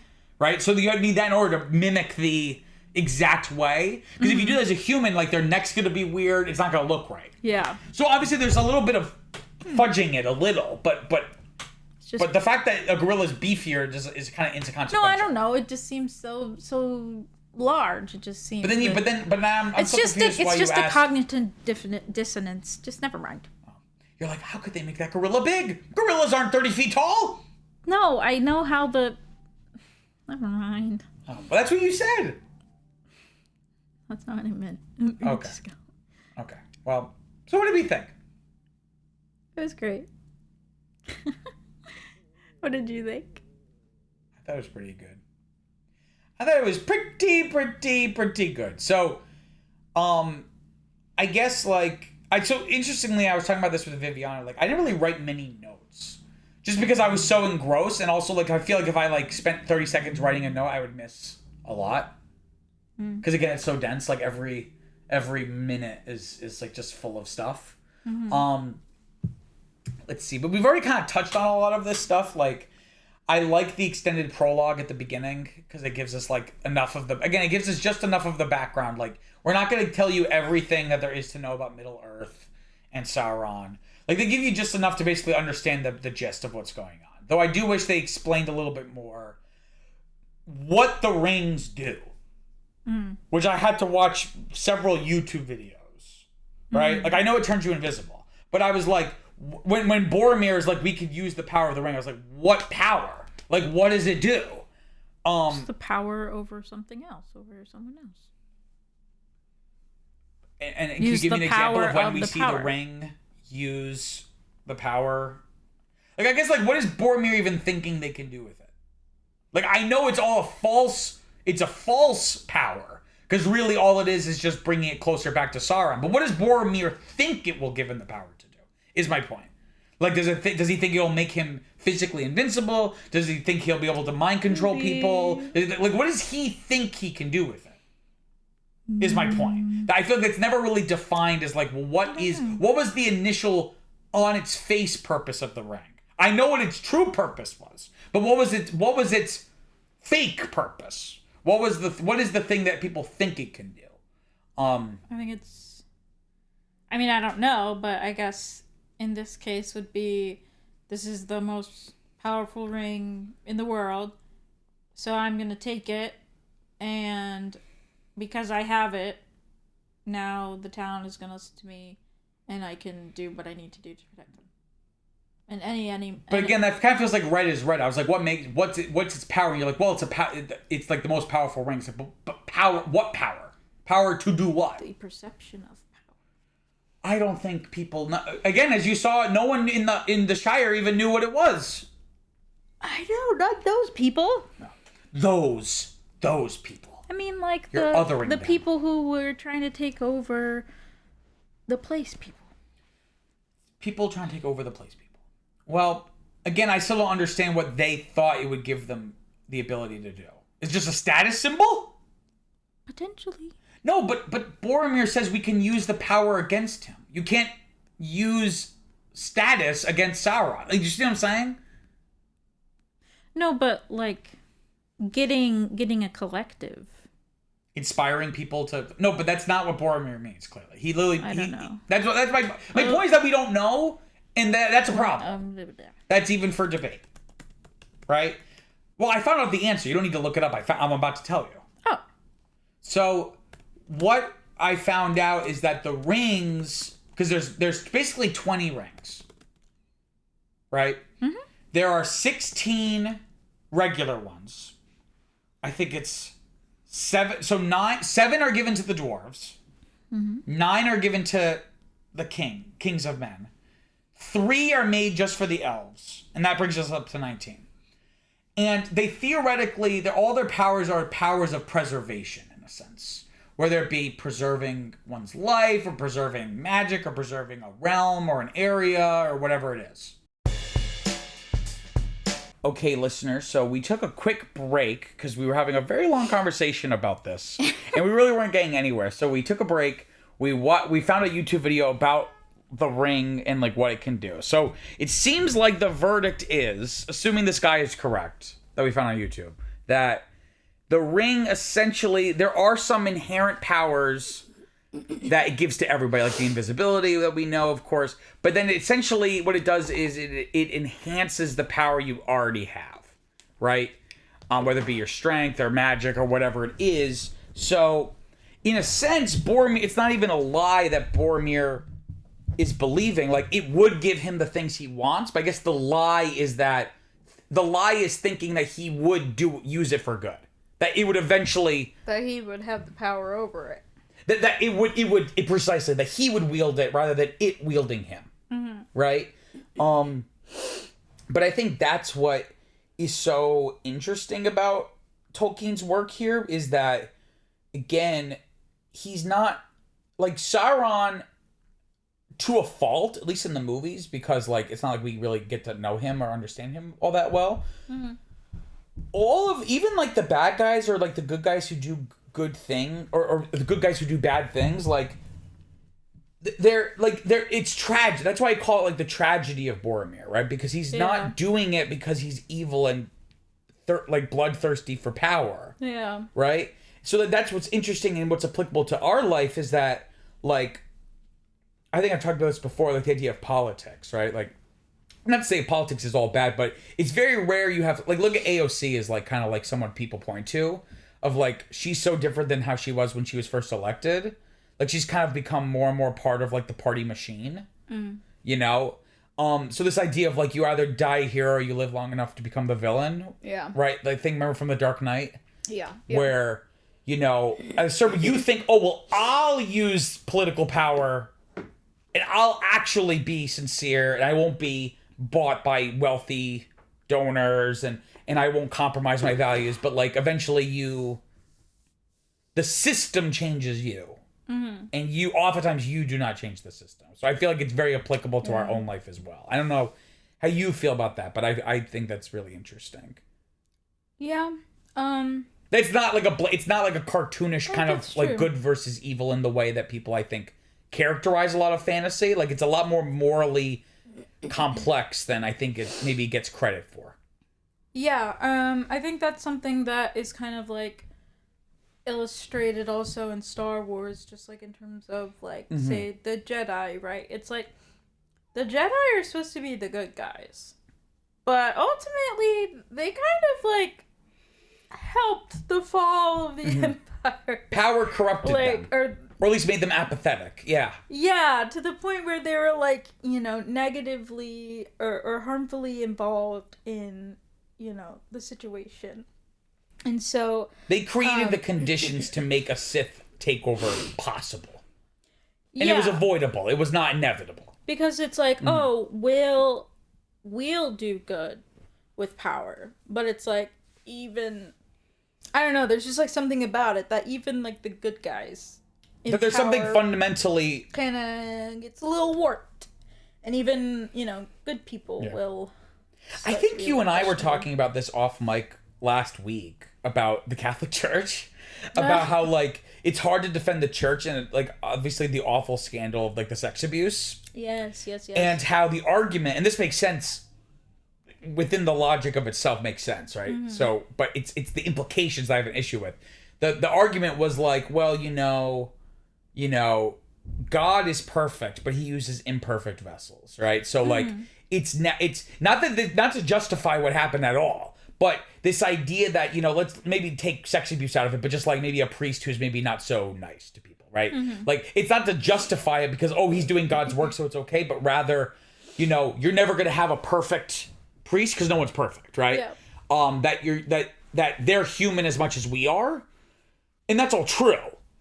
But then I think then the solution is, well, then why are we giving such fallible people such immense power? Yeah. Right? That's kind of my takeaway, right? Mm-hmm. And not to say that there can't be a hierarchy. Or not hierarchy, but not that it can't be institutionalized, but rather, like the fact we give the Pope this much spiritual authority is maybe kind of crazy. Maybe I'm kind of talking more like a Protestant than a Catholic, frankly. But you see what I'm saying? It's like, you know, the it's not how the power is wielded. It's that it's being wielded in the first place. Mm-hmm. In this context, right? Yeah. Well, because it's about domination. That's what that video we watched. It's about domination. Because it's rarely about doing it to, like, liberate. It's usually to control. Mm-hmm. Using the ring, right? Yeah. And I guess it has its own free will. See, so the video described... So it's not that it's sentient, but it's... leaving Gollum. It's almost like he didn't... found Bilbo. Yeah, like... The video didn't say it like this, but here's how I'm going to articulate it. It's kind of like Gravity, where it's like... The movie says. Yeah, like it's not that it's sentient, but rather it's like because of gravity, if I drop a ball, it will like bring itself to the ground, like it's drawn to the ground. Mm-hmm. In a similar way, the ring has a will in the sense that it is drawn to returning to its master. Mm-hmm. But not that it's thinking like, oh, I'm gonna scheme to try to do, you know what I mean? It's not on that level. But it's almost like it's like a metaphysical gravity. Well, in a sense, you know what I mean? Oh, okay. You thought it was like... Well, I thought it was kind of funny because it kind of reminded me of the Campbell soup commercial. I know exactly what you're talking about. Where the can... Follows them home, follows them home. I mean, it may as well be, right? Like... It's... Yeah, like, I don't know. Maybe that's silly, but it's just when they're like, you know, and the one ring... It left his master. What did Gandalf says? He says it wants to be found. Yeah, he's like, oh, it betrayed Isildur, and it, you know, waited 2,000 years, and then, you know, emerged, called Smeagol, and then it left Smeagol, and then it, you know, it's like it's very like active because it's trying to find its way back to its master, right? In the same way that like, in the same way that if I drop a soccer ball, it wants to go to the center of the earth, but the ground blocks it. But if a hole opened up, then it's like, okay, now I'm gonna go. Like it's trying to get however close it can in whatever situation, and then until it can't anymore, until a new opening emerges, and then it like tries to draw it. So, on the flip side, I don't know if this is disconnected, but I feel like it's related. It's kind of like the other side of the coin is the idea of responsibility, right? Like Frodo, no, because basically the whole idea is that hobbits are just so simple that like the fact that Frodo makes it as far as he does, like he ultimately, spoiler, he fails in the end, but the fact that he's able to make it as far, like a man wouldn't have been able to make it as far as he did without getting corrupted. That it because hobbits are so simple and so unambitious that like hobbits like Frodo are like uniquely situated to like resist. But that's usually seen as like a bad thing, but like is that a good thing? Or can be used for both? Well, here's the thing. There's one thing for being... Look, ambition is... Like when people say it now world, they use it negatively. But like when you say it in this... Well, not to make it religious, world, but this is very Christian coded. Okay. You know what I mean, right? And like when people talk about being ambitious, what they usually mean is just not being like a lazy oaf who has like no direction or drive. But in this context, ambition is about like amassing power for its own sake and like for domination, right? Like it's not about doing cool things. Like, you know, Sam has no ambition to rule the world, but he doesn't want to have like the best shrubbery. Like, you know what I mean? Like he still have ambition and drive to like better, but not in the sense of like I'm going to rule the Shire with an iron fist. The number one gardener. And the award for the third year in the row for best gardener goes to Peregrine Took. And Samwise is like, go do it! Rosie will never love me. Is that her name, Rosie? Yeah. Rosie O'Donnell. That would be insane. But yeah, this like idea of responsibility, and it's such a sad scene. And this is what I was saying before about like, I feel like, again, I don't know how the book does it, but like really making them feel like people. Like, I love the shot in the council when they're all arguing, and Frodo is trying to speak over them, like, I will take it to Mordor, and Gandalf's the only one who hears him, and Gandalf kind of winces. Because he knows that this is what he's known that this is the only way that this is going to happen, but he was hoping that Frodo would be spared from having to have this burden. Right? He's already gotten so far. Exactly. I mean, I guess he had to go a lot farther, too, so I guess not. Because remember, there's that scene with Frodo, not Frodo, Gandalf and Elrond, and Elrond's like, who's gonna do this? And Gandalf is like, Frodo's done enough. We can't ask any more of him. Yeah. Right? Like, Gandalf really doesn't want to put Frodo through this, because he knows this is gonna be, like, ridiculous. Maybe he feels a little guilty for having kind of pushed Bilbo out the door. Yeah, I guess so. He's like, I'm recruiting you to go on an adventure. You know what I mean? Like, yeah. So that moment where Frodo kind of steps up, because he knows what he has to do. Mm-hmm. He's like, I will take it. And that cutaway to Gandalf is such great direction. But it's not even like a funny, like, you just see like such sorrow, because he knows Frodo shouldn't have to do this. Mm-hmm. But he's the only one who can. Yeah. Kind of, right? For sure. And I like that, you know, again, not to bring back to Catholicism, but we talked about how, like, you know, this idea of that quote, who I always forget who said it, but like, preach the gospel, use words if necessary. Mm-hmm. And how, like, doing good, like, has a tangible effect in the world beyond just, like, people being, like, impressed by it. Like, it actually, like, transforms people's hearts. So, like, within, like, a minute or two of, like, this very sectarian squabbling, because basically what's on display is, like, all these divisions laid bare between the elves and the men and the dwarves and, like, all these prejudices and, right? Because the idea is that evil thrives off of people being divided. Yeah. But Frodo's selfless act of, like, volunteering to do this, like, they all immediately are like, you have my sword and my bow and my axe. He's so funny. It's, like, really beautiful, right? I've noticed in this episode we really just talked about, like, things we don't like about this movie, but I feel like it's just because... Are there things we don't like? We were talking about the pacing, you said. We were talking about how it's not clear. Like, I wish they explained a little bit of what the ring's power really is. No, I think that the pacing was very clever, because it's... I see. Like, it seems a lot faster than it actually is. Mm-hmm. But that doesn't harm it. Yeah. This movie's incredible. Yeah, like, it's really good, because it's, like, it's such a long... I guess not only is it, like, dense in terms of, like, the happenings, but also just, like, the time frame. So, it's 4 hours, but it's not like you don't watch and go, oh, well, this is a lot of fluff. You could go, like, well, no, it's dense. Well, yes, that, but also, like, the story in and of itself, right? If there's the 17 years and then weeks and months and days and things like that, it's like something that I don't think would be necessarily, like, the first thing to be on the chopping block, but because it is, it, like, makes things flow very smoothly.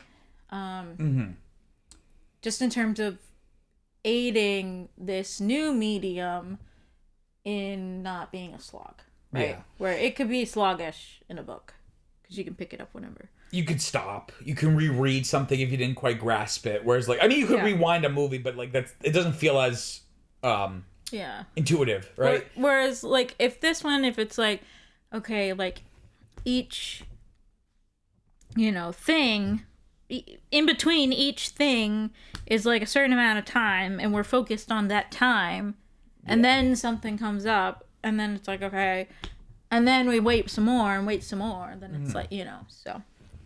That's another thing we haven't really talked about with any of these, is that ultimately this is an adaptation, and, you know, some things may be cut, not even for time, but just, like, it works on the page, but not in a movie. Mm-hmm. You know what I mean? I can't give an example because I haven't read the book, but there might be things, like, even if you had, like the resources to adapt literally every page, you might not want to. Mm-hmm. Like, you know what I mean? Like, there might be stuff you would just want to cut, because... Maybe not events, but, like, maybe, like, there might be 5 pages just describing something. Right? Yeah.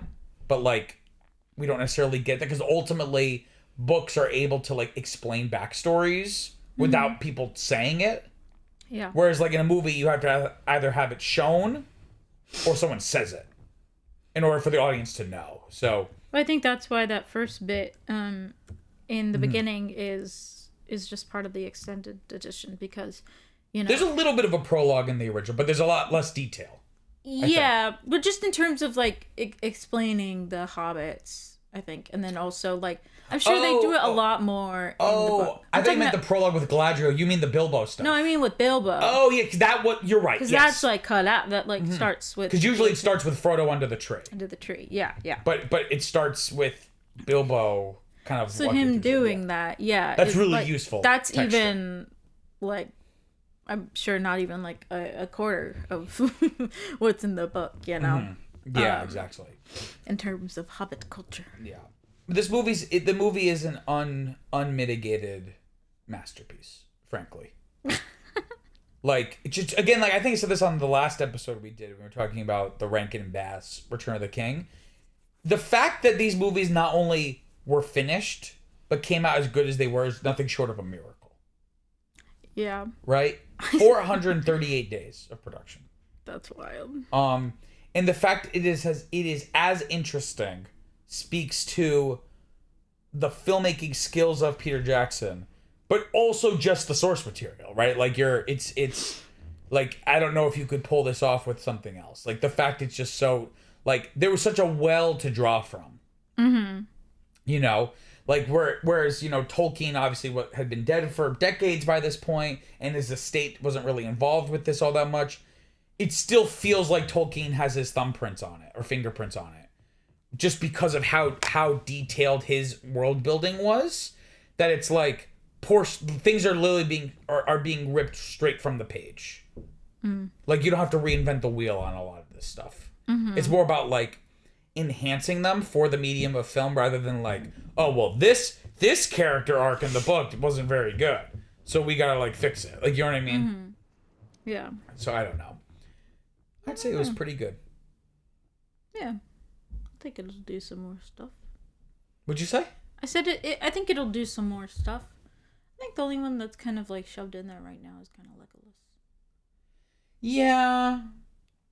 He's probably the least defined character. Yeah.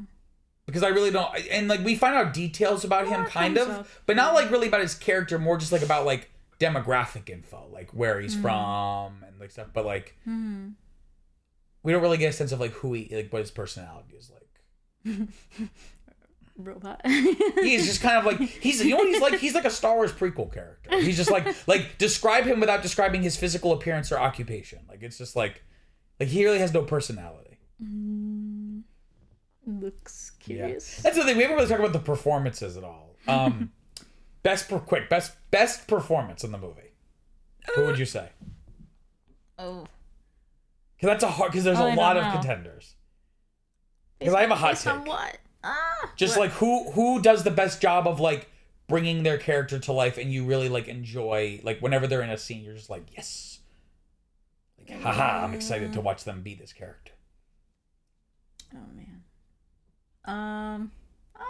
Is there somebody? Because I don't know if this is a hot take, but I feel like there's a right answer. I think it's Gandalf. I think it's Ian McKellen. He does. He's a big part of it, just because there's a lot of him. Because I think it helps. He really goes into it. I think it's kind of like this isn't exactly true because I feel like everyone else is also really taking it seriously, but it's kind of like the Alec Guinness thing in Star Wars, where it's like everyone else was like a newcomer. Mm-hmm. But I mean, Hugo Weaving had been stuff, John Rhys Davies, right? But Alec Guinness being Obi-Wan, like he kind of brought gravitas to the material that really grounded it in a way. Yeah. And I feel like Ian McKellen kind of does that for this, where he like lends like an authority to the material. On top of him just being so like he has such a great range of being both silly and goofy and also being like a badass, like you know what I mean, and everything in between, right?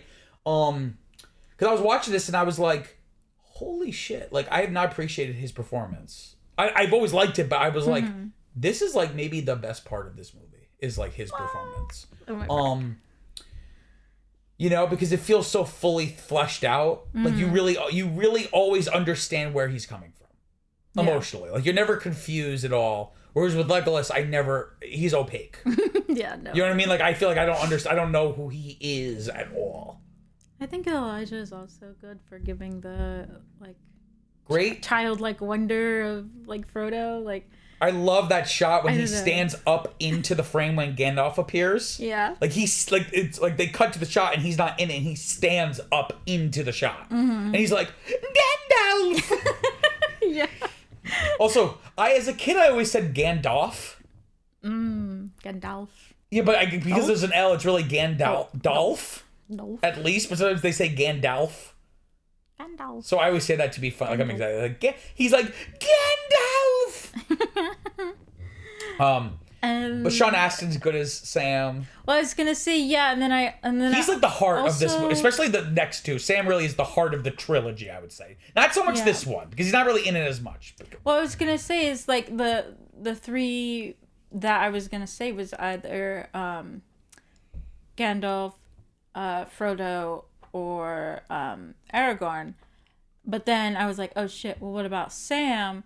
But it's like the last like half hour or something with Sam, and it's like, oh shit, like Sam is Sam now. Exactly, because that's when we finally get the stuff. Because when you think of Sam and Frodo's relationship, you think of the Two Towers and Return of the King. Yeah. But so we really only get a taste of that at the very end of this when like they go off on their own. Yeah. When they really because, get the like, chance to like. he's there, you know, but it's like really like a lot of silliness with Mary and It's more Pippin silly and stuff like that. And also like the eavesdropping on the council Yes! meeting and Hugo and he's like, I'm going on it too. He's like, I would assume because, you know, I wasn't able to separate you when he was invited to a secret meeting and you were not, right? So here's a question. Not to be misogynistic to the one major female character in this. What? Is Liv Tyler a good actress? Or was she just cast in this because she was kind of like a hot meaning popular. I don't mean hot like she's hot. Hot actress because she had just been in Armageddon. She's Steven Tyler's like I believe I know it's like not really PC to say this like what's the right word? Illegitimate bastard child? Like I don't think he was married and had her. Like she was like a. Do people care about that now?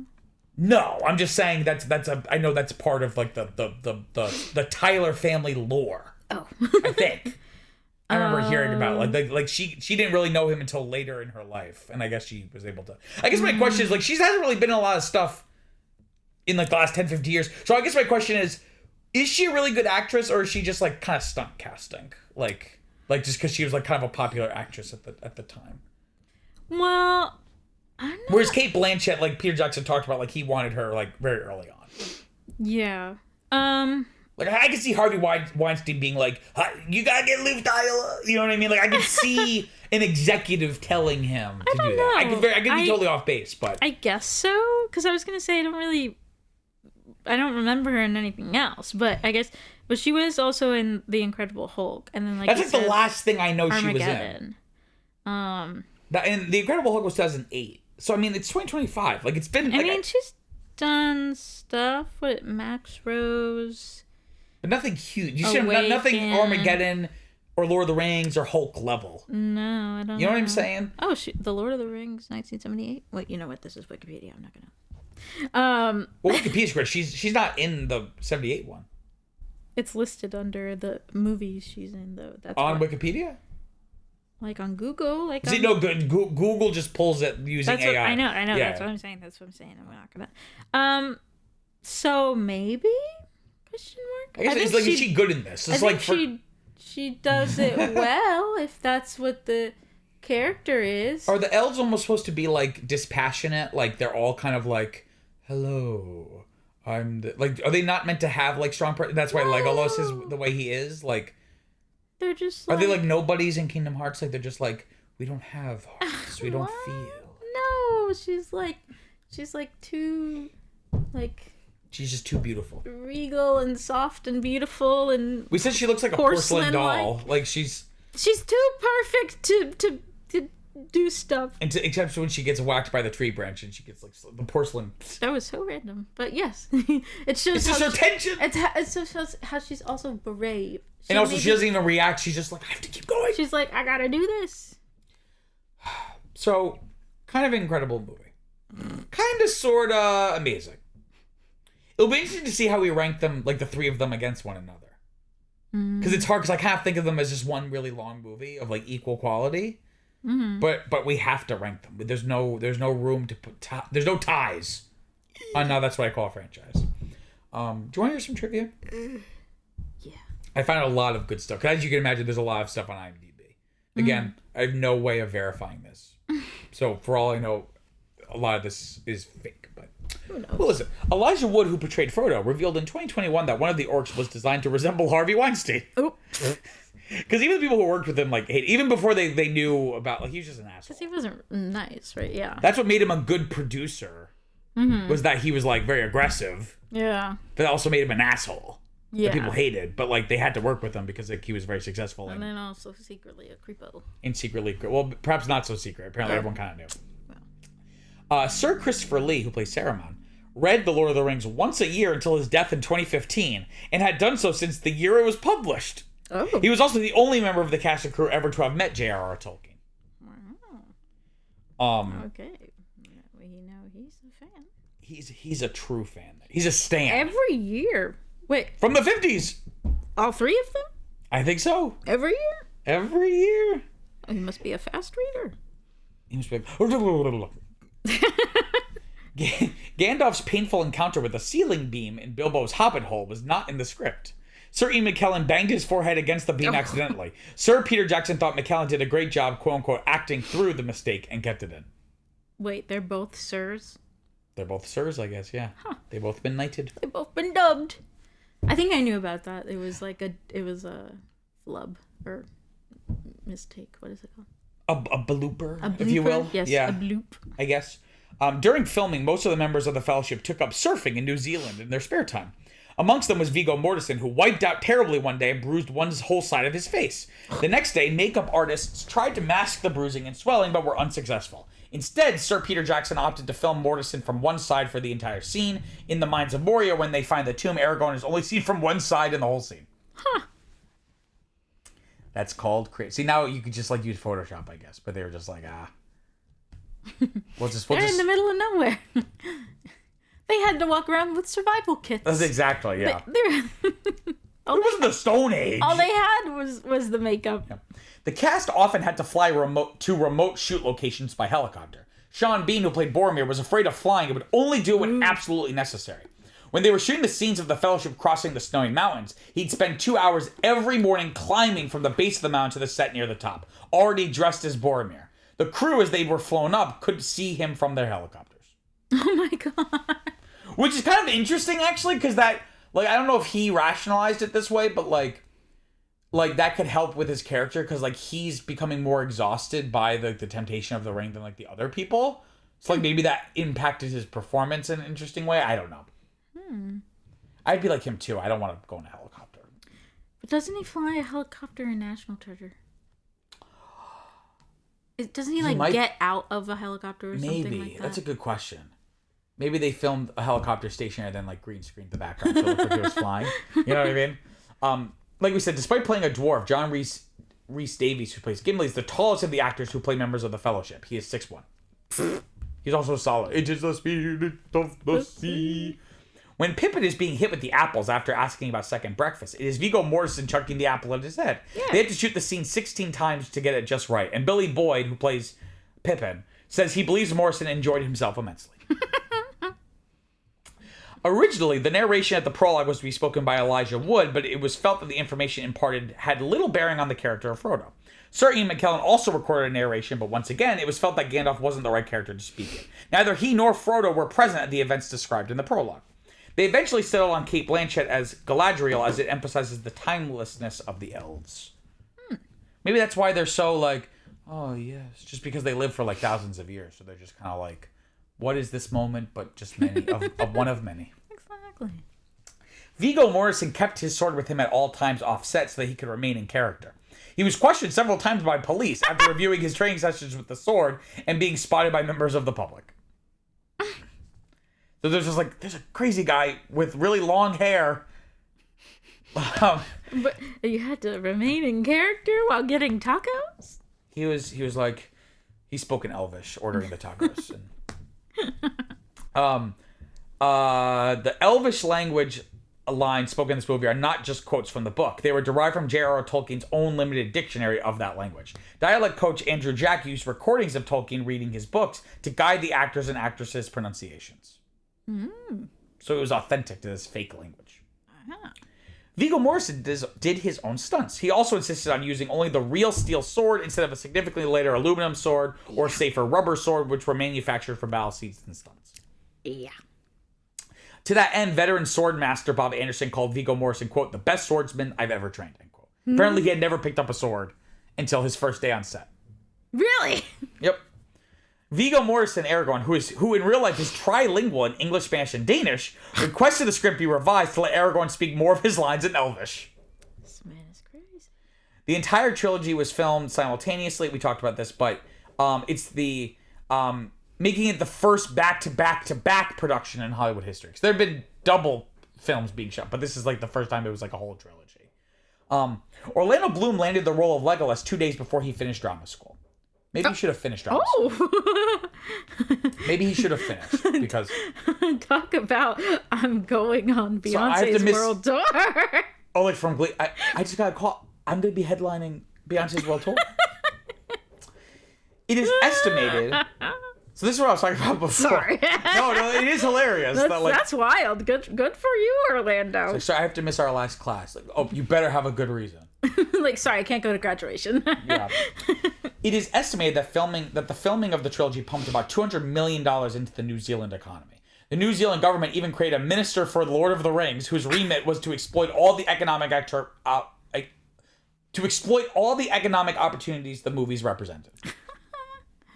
And like wild. To this day, like there's been like an issue in the economy is like they haven't really been able to like sustain it. That's wild. Hobbiton was made a year before production began to make it look like it was a natural lived-in place, complete with real vegetable patches. The Greens department regulated the length of the grass by having sheep eat it.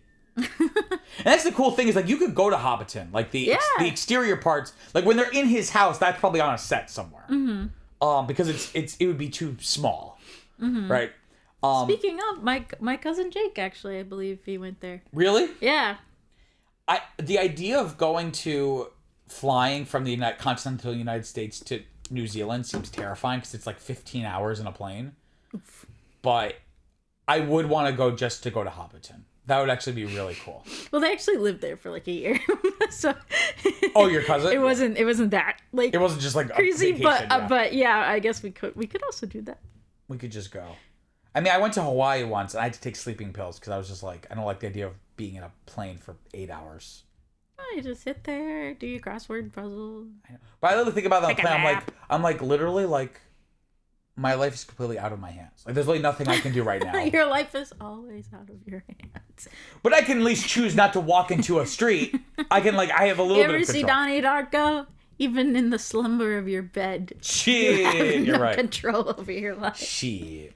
Viggo Mortensen chipped a tooth while filming a fight sequence. He wanted Sir Peter Jackson to super glue it back on so he could finish the scene, but Jackson took him to the dentist on his lunch break, had it patched up, and returned to set that afternoon. Why is Viggo Mortensen crazy?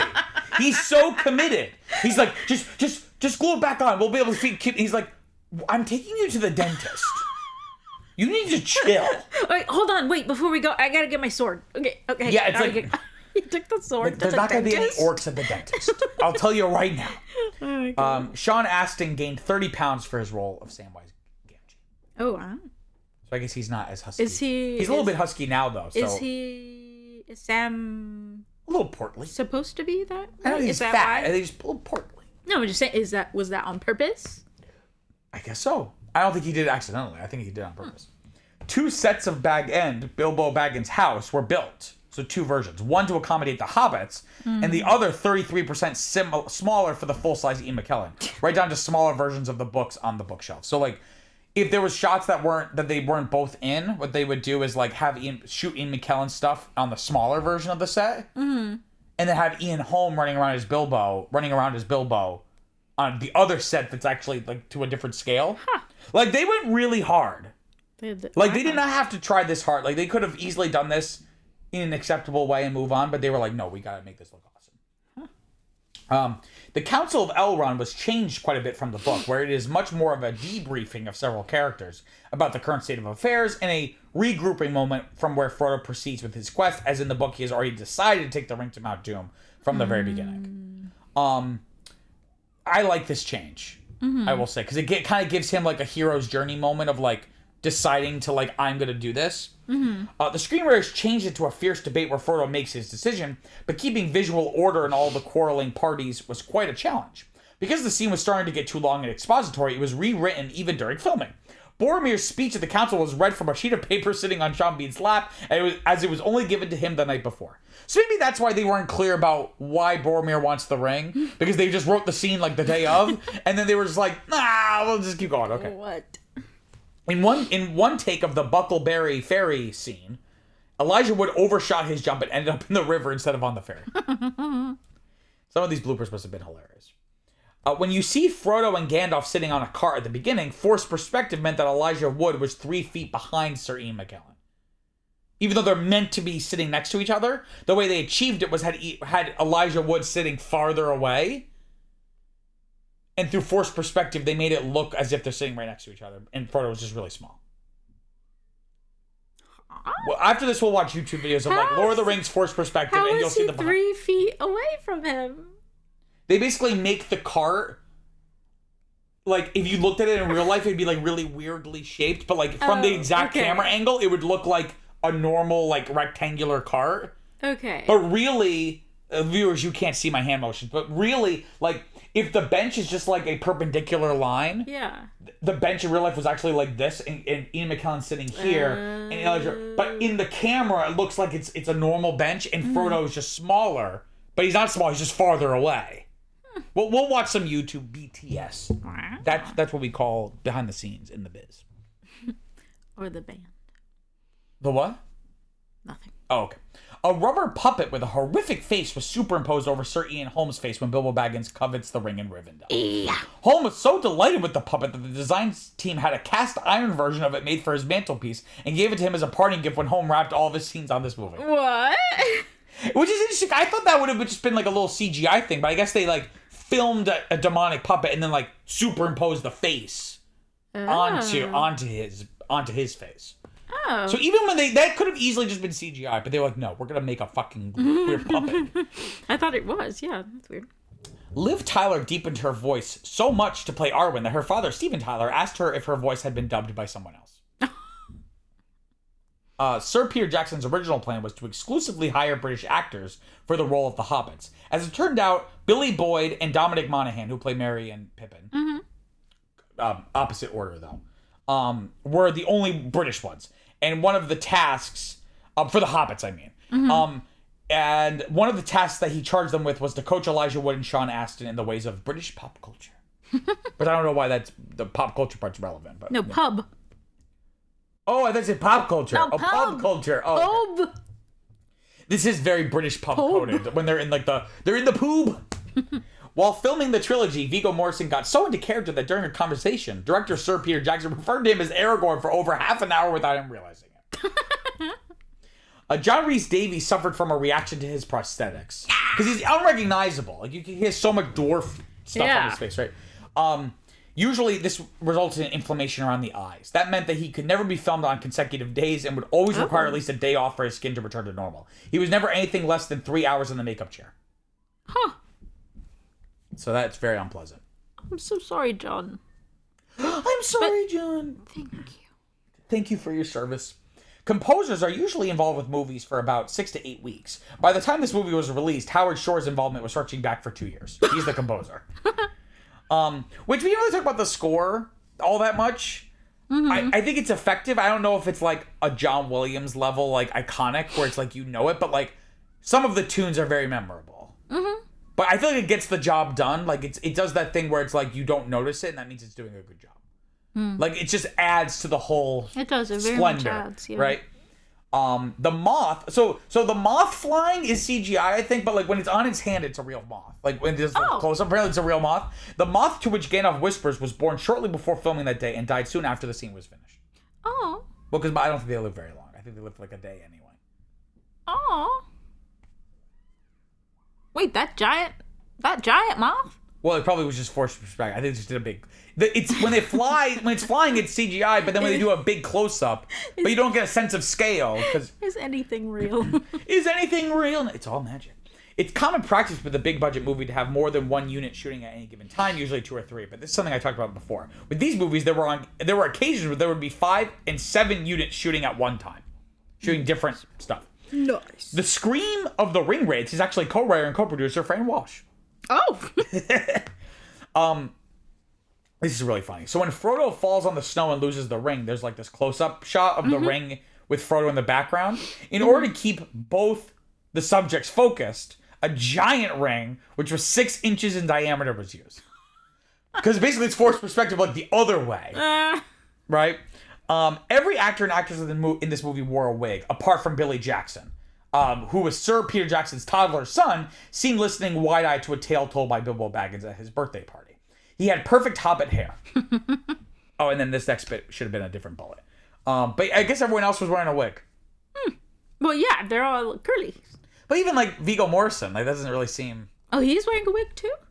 I think he says every actor and actress in this movie wore a wig, apart from Billy Jackson, Peter Jackson's son, who is one of the little kids like listening to the story. Really? I guess so. Maybe this is IMDb. This looks like oily, sweaty hair. Again, this might be just IMDb trivia, so take that for what you will. The climactic fight scene was shot in the middle of a heat wave with temperatures in excess of 100 degrees Fahrenheit. Many of the actors playing the Uruk-hai had to be carried off the set with heat exhaustion. Oh my god. Yeah, and you enjoyed it. Look what had to happen. I'm sorry. Yeah. Sean Astin's scene underwater didn't really happen. He was filmed in a dry studio with fans making his cloak billow. The water effects were added in afterwards by a computer. So I guess it's the way you get around it. Because I always wonder in movies, like, do they have to, like, hold their breath, like, for a really long time if they're filming something? But they probably just put him on, like, a wire, lift him up in the air, and then blew fans and made, like, his cloak billow as if it's underwater and, like, floating. And then they just put, like, a blue filter and some bubbles or something. Yeah. It's like, yeah. This is interesting. So Sir Ian Holm, who plays Bilbo, was the voice of Frodo Baggins in the 1981 BBC radio adaptation of The Lord of the Rings. Oh. It's kind of interesting. Security was tight on the set. At least 3 people were arrested for attempted break-ins. Oh. There was a lot of secrecy, like, you know. During one take of the Buckleberry Ferry scene, I also fucking love it. Buckleberry Ferry. A very strong splinter found its way through Dominic Moynihan's prosthetic foot and into his own, causing him considerable pain. While crew members took the splinter out of his foot, Moynihan bragged to his fellow hobbits as to how large the splinter would be, but it ended up being very small. From that point on, Billy Boyd would tease him about splinters whenever something happened to Dominic, much to Dominic's frustration. This next trivia explains what we saw at the end of the credits. So fans were offered the chance to have their names in the special edition's lengthy closing credits for $39.95. Oh. So that's why there was 20 minutes of, like, the credits ended and then it was just like a scroll of, like, fan club names. Yeah. I guess because you could pay $40 and get your name in the credits. I mean, that's a pretty decent deal. All right. Like, pay $40 and get your name immortalized for forever in, like, one of the best movies ever made. Like, Forever. Large amounts of hair had to be imported into New Zealand for all of the wigs. They found some women in Russia who were cutting their hair and selling it to filmmakers. What? Well, think about it. If everyone had a wig, think about how much hair you need. Because you can't just buy a wig. Like, they would have to make the wigs, like, from, like, they were bespoke wigs. Do you know what I mean by bespoke? Like, individually made. Yes. And I only ask you if you know that because that was a word I didn't really understand until recently. Despite Liv Tyler's significant role in the movies, the character of Arwen only appeared very sparingly in the books. She briefly appeared in one scene in the Fellowship of the Ring before the Council of Elrond, and again with just one spoken line in Return of the King after the One Ring is destroyed. In the book, it was an elf called Glorfindel who safely delivered Frodo to Rivendell, not Arwen. So I guess Jackson probably wanted to combine the characters to introduce Arwen earlier and have her be like more of a presence. Anyway. When Frodo was leaving everyone behind at the River Anduin to take up the quest on his own, divers went into the water to make sure it would be free of any sharp objects or debris for Sean Astin to run into when Sam goes chasing after him. Although they gave the okay, Sean ended up stepping on a piece of glass that completely pierced his foot from bottom to top, requiring a helicopter to transport him to the nearest hospital and receive several stitches. I'm surprised no one died on this movie. Oh my god. What? Yeah. During Boromir's death scene, a choir can be heard on the soundtrack singing in Elvish. The translation of the lyrics is taken from the books, and this is the lyrics. Quote, I do not love the sword for its sharpness, nor the arrow for its swiftness, nor the warrior for his glory. I only love for what they can defend. Which is very wise. Interesting. It is never explicitly mentioned in the movie why only the 9 kings of men were corrupted by the power of their rings through Sauron's one ring, and not the elves or dwarves. According to the books, the elves had created their 3 rings themselves, but did not give them powers of domination. Sauron could not corrupt their wearers, he could only see their thoughts, and when the elves became aware of this, they simply took them off. The dwarf lords were largely immune to the enslaving effects of their 7 rings, but they did help them to become increasingly wealthy. Because their rings instilled such an overwhelming and destructive greed in them, the dwarves were brought down anyway. This is briefly referred to in the movie when Elrond states that the dwarves, quote, toil away in the caverns seeking riches. They care nothing for the troubles of others, end quote. He did say that. He did throw some shade at the dwarves.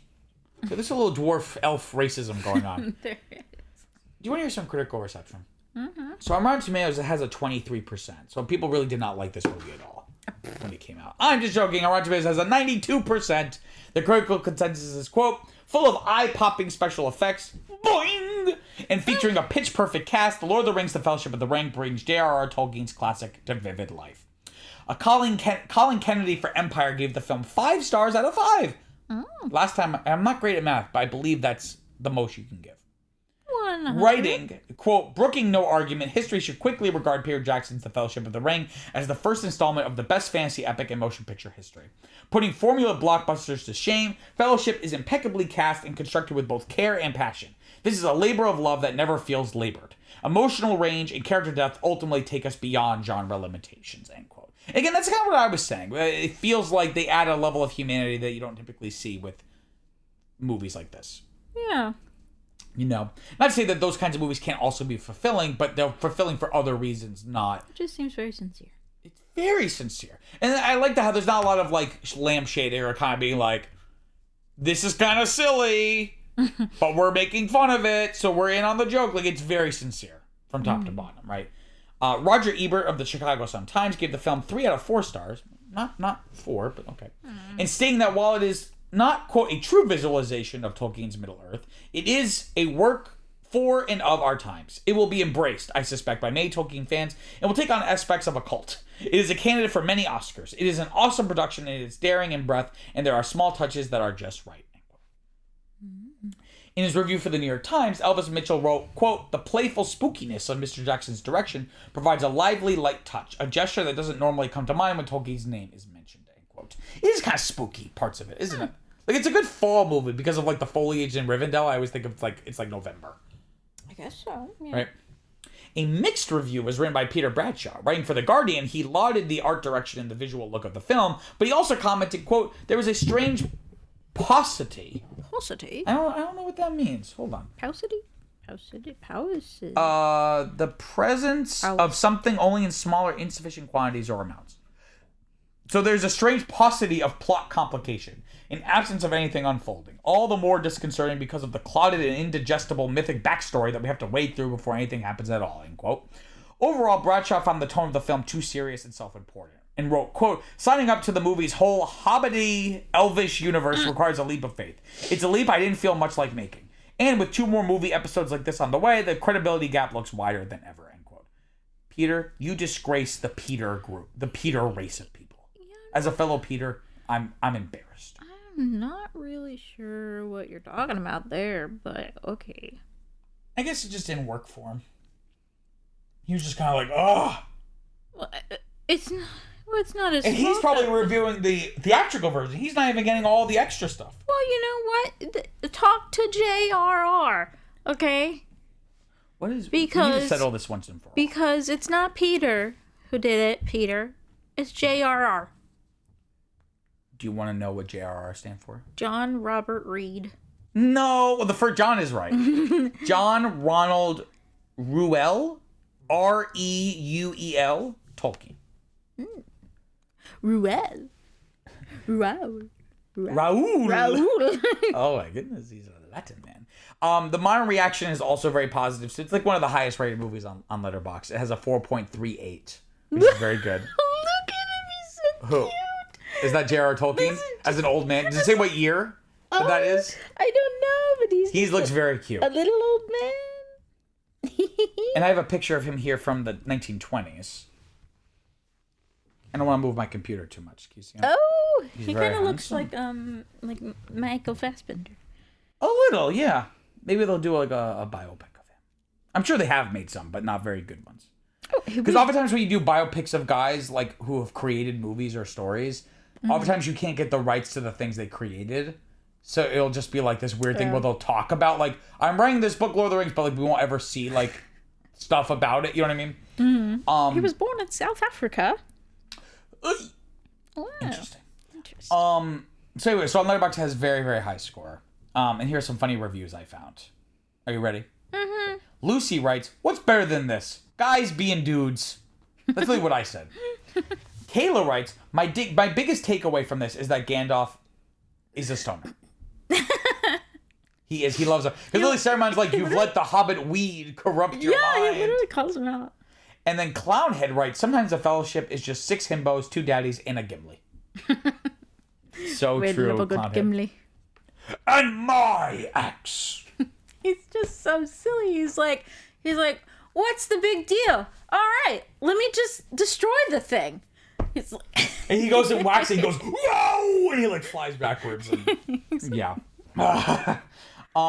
Quickly, just in terms of the legacy. So these 3 films really had a huge presence at the Academy Awards. And this film was nominated for 13 Academy Awards and won 4, including Best Cinematography, Best Makeup, Best Original Score, and Best Visual Effects. So mostly like the craft awards. But you'll see once we get to Return of the King, it becomes this huge sweep that they do. Okay, Viviana. favorite part, Peter? I have to go first? Yes. Why do I go first? You're supposed to go first. Because I don't even know. I think Ian McKellen is Gandalf. You shall not pass! Because in the Backstreet one, he's just like, you shall not pass! He's like, you shall not pass! He sounds like a WWE, like, let's get ready to rumble! Fly, you fools. He's pretty awesome. So that's what I'm going to say. I think You were hoping I would give a longer this is answer. not true. Well, it's true, I suppose. Okay. I'm going to say this, but then, like, later on, I'll probably think of something else. But as of right now, I think I'll have to say Aragorn because,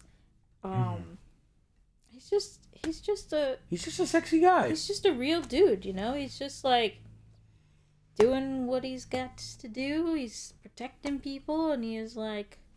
He's selfless. Like, he doesn't want to be He's king, just, you he's know? leading, and he doesn't want to be, but he knows that he has He just naturally finds himself in that position because, like, other Yeah. people end up becoming corrupted by their own self-interest. Where, like... Yeah. Like, it's really powerful when, like, he finds Frodo after he's been scared away by Boromir. Mm-hmm. And Frodo thinks he also wants to take it, and he comes over, Yeah. and he just, like, closes the Closes his hand. hand, Like, you know yeah. what I mean? Like, Aragorn, he's a real one, He is a real one. you know? Okay, Viviana. 1 to 10. What are you giving The Lord of the Rings, The Fellowship of the Ring? The Lord of the Beans. The Lord of the Beans, which is really how I was introduced to this mythology, was the VeggieTales parody, Lord of the Beans. I'm going to give it an 8. An 8. Okay. An 8. 8 is great. Yes. Well, I believe an 8, yes. That's really good. So this is going to go at the top of your stuff. So Yes. that's an obvious. So that goes, so right now that's at the very top. Of course. I think I'm going to give this an 8 as well. Yes. Part of me was like, it's a 9, but I feel like it's held back only by the fact that it's still just like the first third of the story. Yeah. And like in some ways the second and third ones like explore more interesting stuff. There's so much more to come. There is so much more to come. So we're both putting this at the very top, which is interesting because 2 to 4 in our rankings are completely different. Not one is in the same spot. But we're both in agreement that this is the best of the 4 so far. Yes, of course. Okay. Well, we did about an hour and a half of this recording, and then stopped and kept talking about it, and then had to watch a thing. So basically, we've been doing this for like 4 or 5 hours. So my throat is hoarse. The extended edition. This really, you know what? I was joking that, oh my God, I was really joking about how we should have made an extended version. There's literally a portion of this conversation that I had to cut out because it's just us arguing back and forth. Though unfortunately I just deleted it, so there's no, it's gone. So I think it's for the best. The one for the home media. That's okay. I don't think we need that on the record. So that's it for this week's episode. Oh boy. Now that's what I call a franchise. Next week we'll be watching the next film in the franchise, the 2002 film, The Lord of the Rings, The Twin Towers. I mean the Two Towers. Viviana, where can they find us? The fact that they were able to release a movie a year after 9/11 called The Two Towers is insane. And have those two towers get destroyed is insane. Viviana, where can they find us? They were too far in. They were like... It was like, this book was written in the 50s. It's what it's called! It's like, I'm sorry. We've been filming for the past 3 years. No, but they're like it's gotta come out. Like, they're It's like... gotta come out. They're like, we can't change the... That's what it's called. Like, this book was written in the 50s. Anyway, Viviana, where can they find us in the Shire? Can they find us in the cracks of Mount Doom? Where can they find us? Isengard. They're taking the podcast to Isengard. No, that's the next one. You're taking the... What? You guys can find us wherever you get your podcasts. And don't forget to follow us on Facebook, Instagram, and Twitter at Franchise Podcast. And if you have the time, leave a rating for us on Apple Podcasts, because apparently that helps. And if you have even more time, leave us a review too. And if you have the ring, use your powers to get people to listen. Oh, sure. We know you have many podcasting options, and we thank you for choosing us. Peace out, guys. Later, Gators.